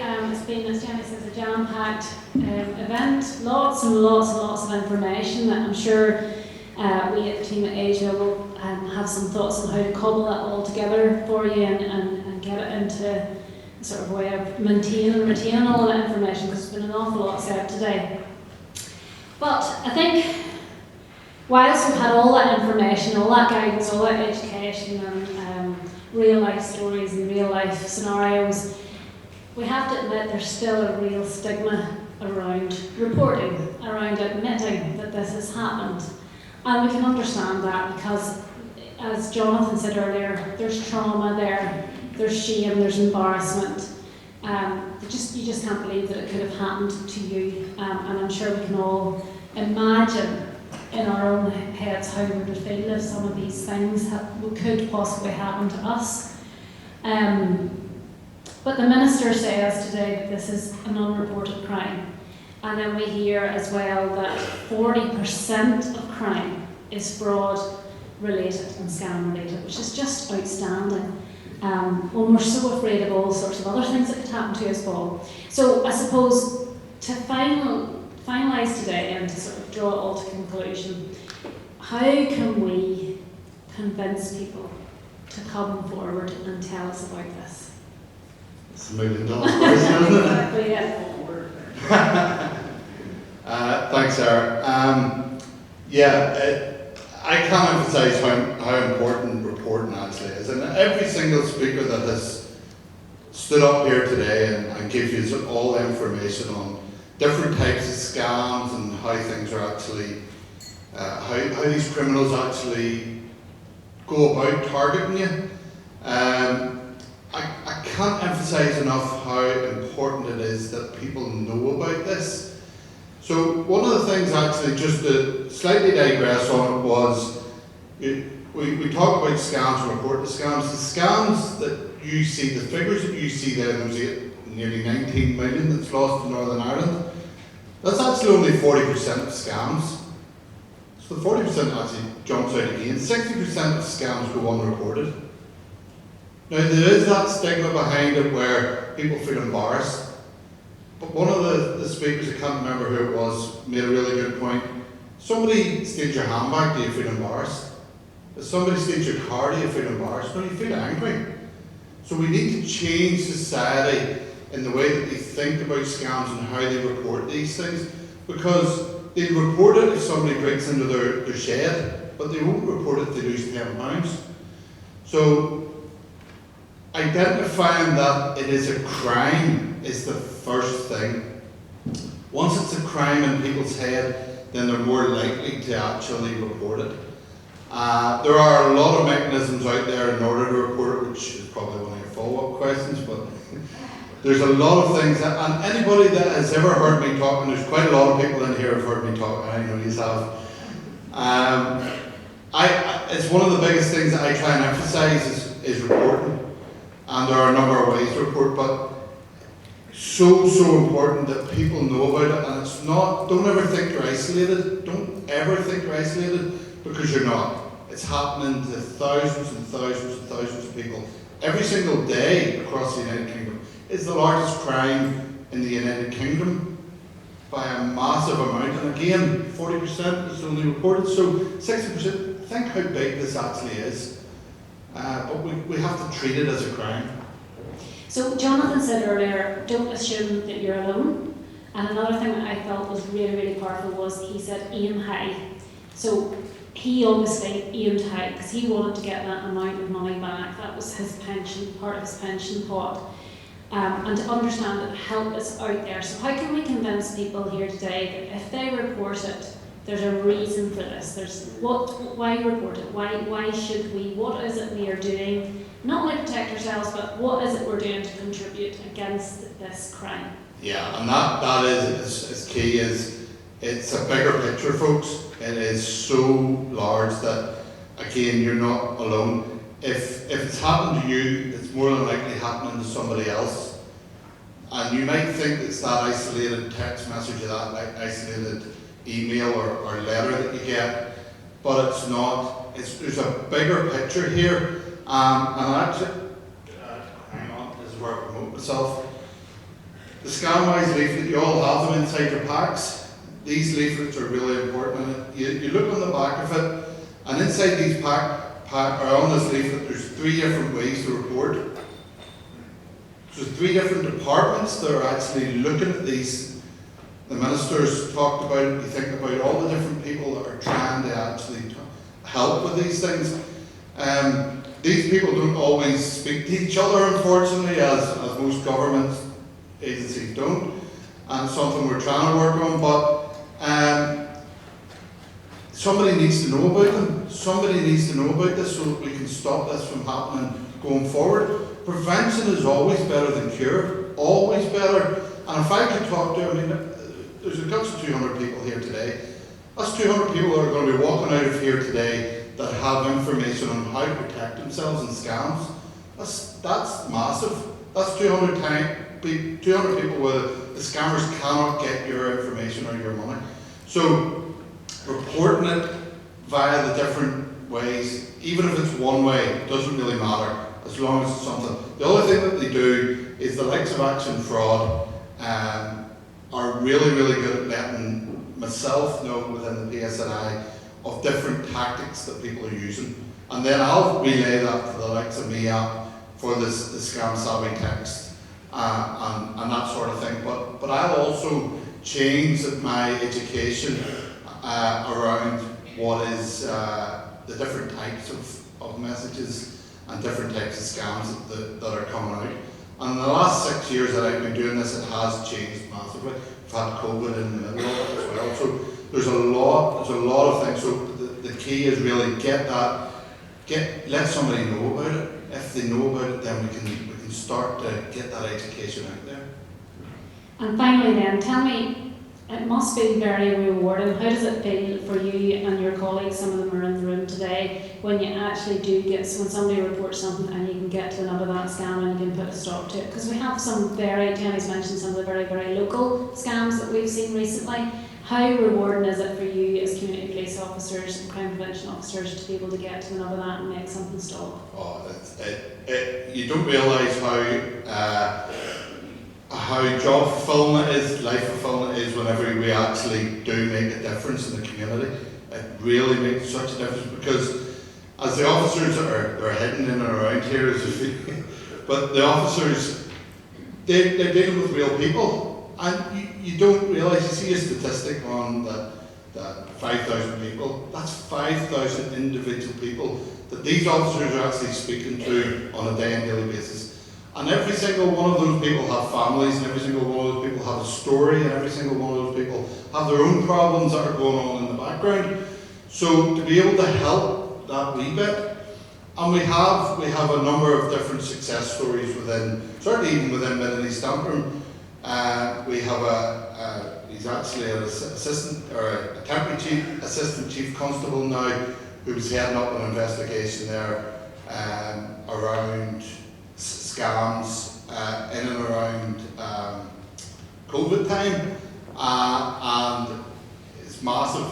And the satisfaction that those guys actually get by taking down the bad guys, if that makes sense, is brilliant. But for myself at a local level, to be able to help somebody, just to chat to them, just to give them that wee bit of information, just to help them, it's the best job in the world whenever you actually can do that. It definitely is.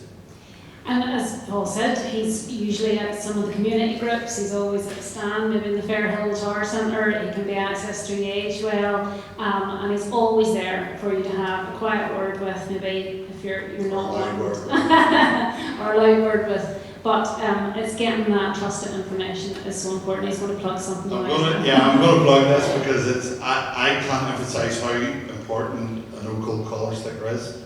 I really can't, and Alison stole half of mine, so it's her fault.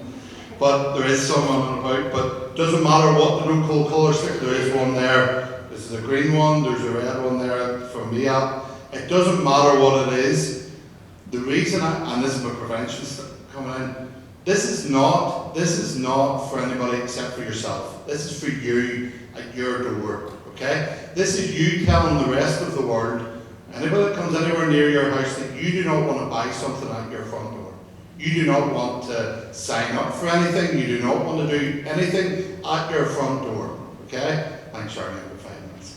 I think one of the key things about that is actually, and it goes back to what your colleague was saying earlier on about telling someone where to get off at. That's basically saying, I know what you're at, and I'm already on it, so don't even try it. That's exactly right. And if anybody brash enough to ignore this, they're definitely not getting the door open.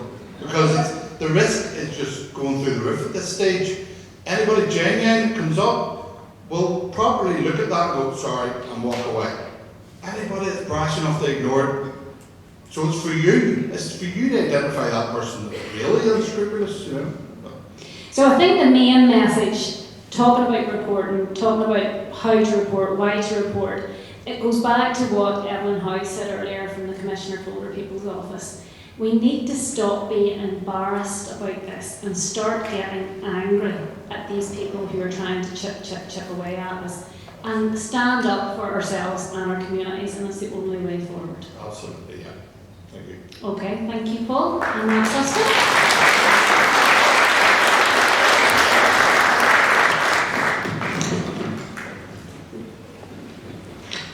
Thanks so much to Sarah and Paul. Again, some really great advice we're hearing today. We need to stand up for ourselves, most definitely. And the likes of that cold collar sticker is just such a simple way of trying to deter someone to come to your front door. Folks, thank you so much. It's been a long day. It has been packed full of fantastic information, and it has been really great because there's been so much excitement in the room around what we can do as a community on how to challenge scams and how can communities come together to challenge scams.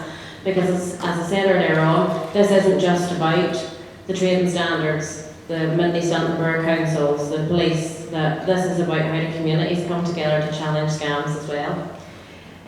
So as part of today, and it's not a test or a trick, but as part of today is kindly funded by a number of different partners, including the Housing for All scheme, which Radius and Triangle are here today. And as part of that, they have a wee evaluation they would like us to fill out. So there is on your tables, there's maybe an easier way to do it.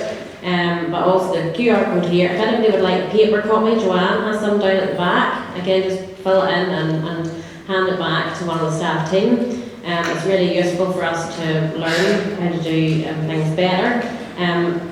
I will say that one of the things on that's really interesting is, as part of the work of the housing associations about community relations, this is the one thing that I think can unite a community, because it doesn't matter what background you come from, what colour your skin is, what religion you are, scammers will treat us all absolutely equally.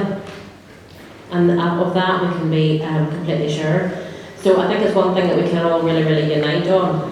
So thank you so much. Scribes, if you don't mind, maybe Vanilla is there, and to see who else is handy. Ellen, are you about there as well? If you want to stand up, Scribes, if you don't mind on your way out, handing your bits and pieces in. I'm going to hand over to William McAfee now, our chair, for some final closing words. But thank you all so much. You've been fantastic and a great audience. Thank you.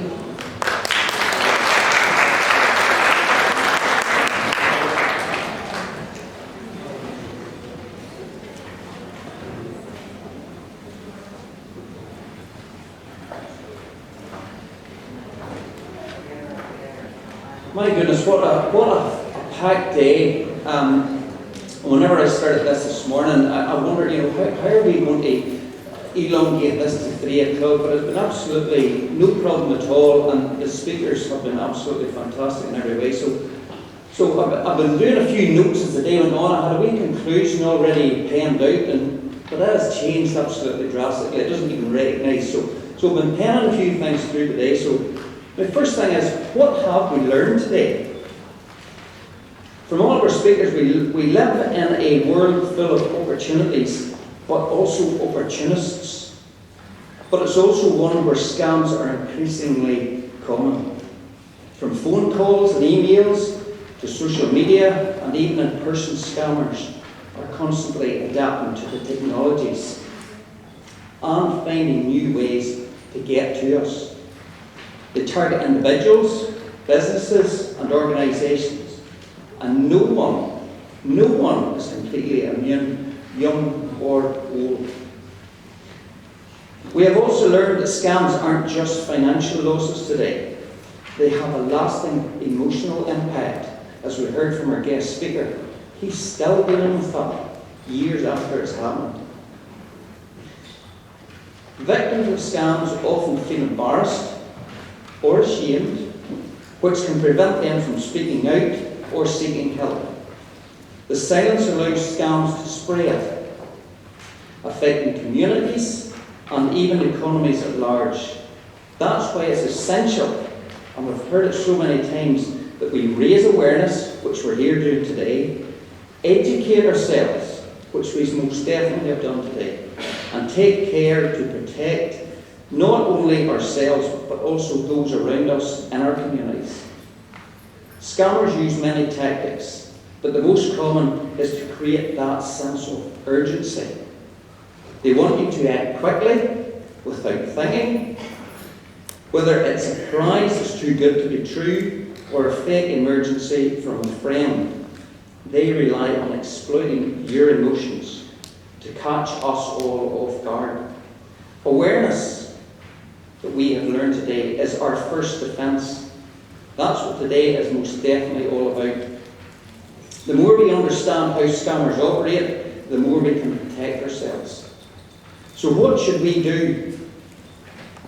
Pull down the shutters, close the blinds, lock the doors, bolt the gates, raise the drawbridge, pull out the phone, and talk to no one? Absolutely not. That is the worst thing that we can do. That will only isolate us even more. So how do we fight back? Firstly, educate. We need to educate ourselves and others about the signs of scam, understanding what to look for to prevent us falling victim. And I hope you all take some of that information away with you today. Be vigilant. We must stay cautious about sharing personal information and be sceptical of unsolicited callers or offers, especially those that demand quick action. Thirdly, and we've just finished with our speaker here, report scams. Reporting scams is critical. The more scams that are reported, the more we can prevent them from spreading to others. Support for those who have fallen victim. Often support is essential. It's important to create an environment where you feel safe and not judged. Can I encourage you, if you want or need to seek help in a first instance, then contact us in Agewell. Give us a call and let us point you in the direction of where we think you should go. Let us encourage you to be that report. In today's digital world, scammers have more tools at their disposal, but so do we.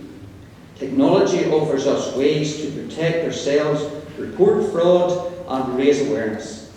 By staying informed and using the resources available to us, we can stand against scams and safeguard our communities. This conference today would not have been possible without our staff at MEAP. And I just want, can our staff just stand up, please? I want everybody to be aware. And I want you to give them all a round of applause, because this took some organising today.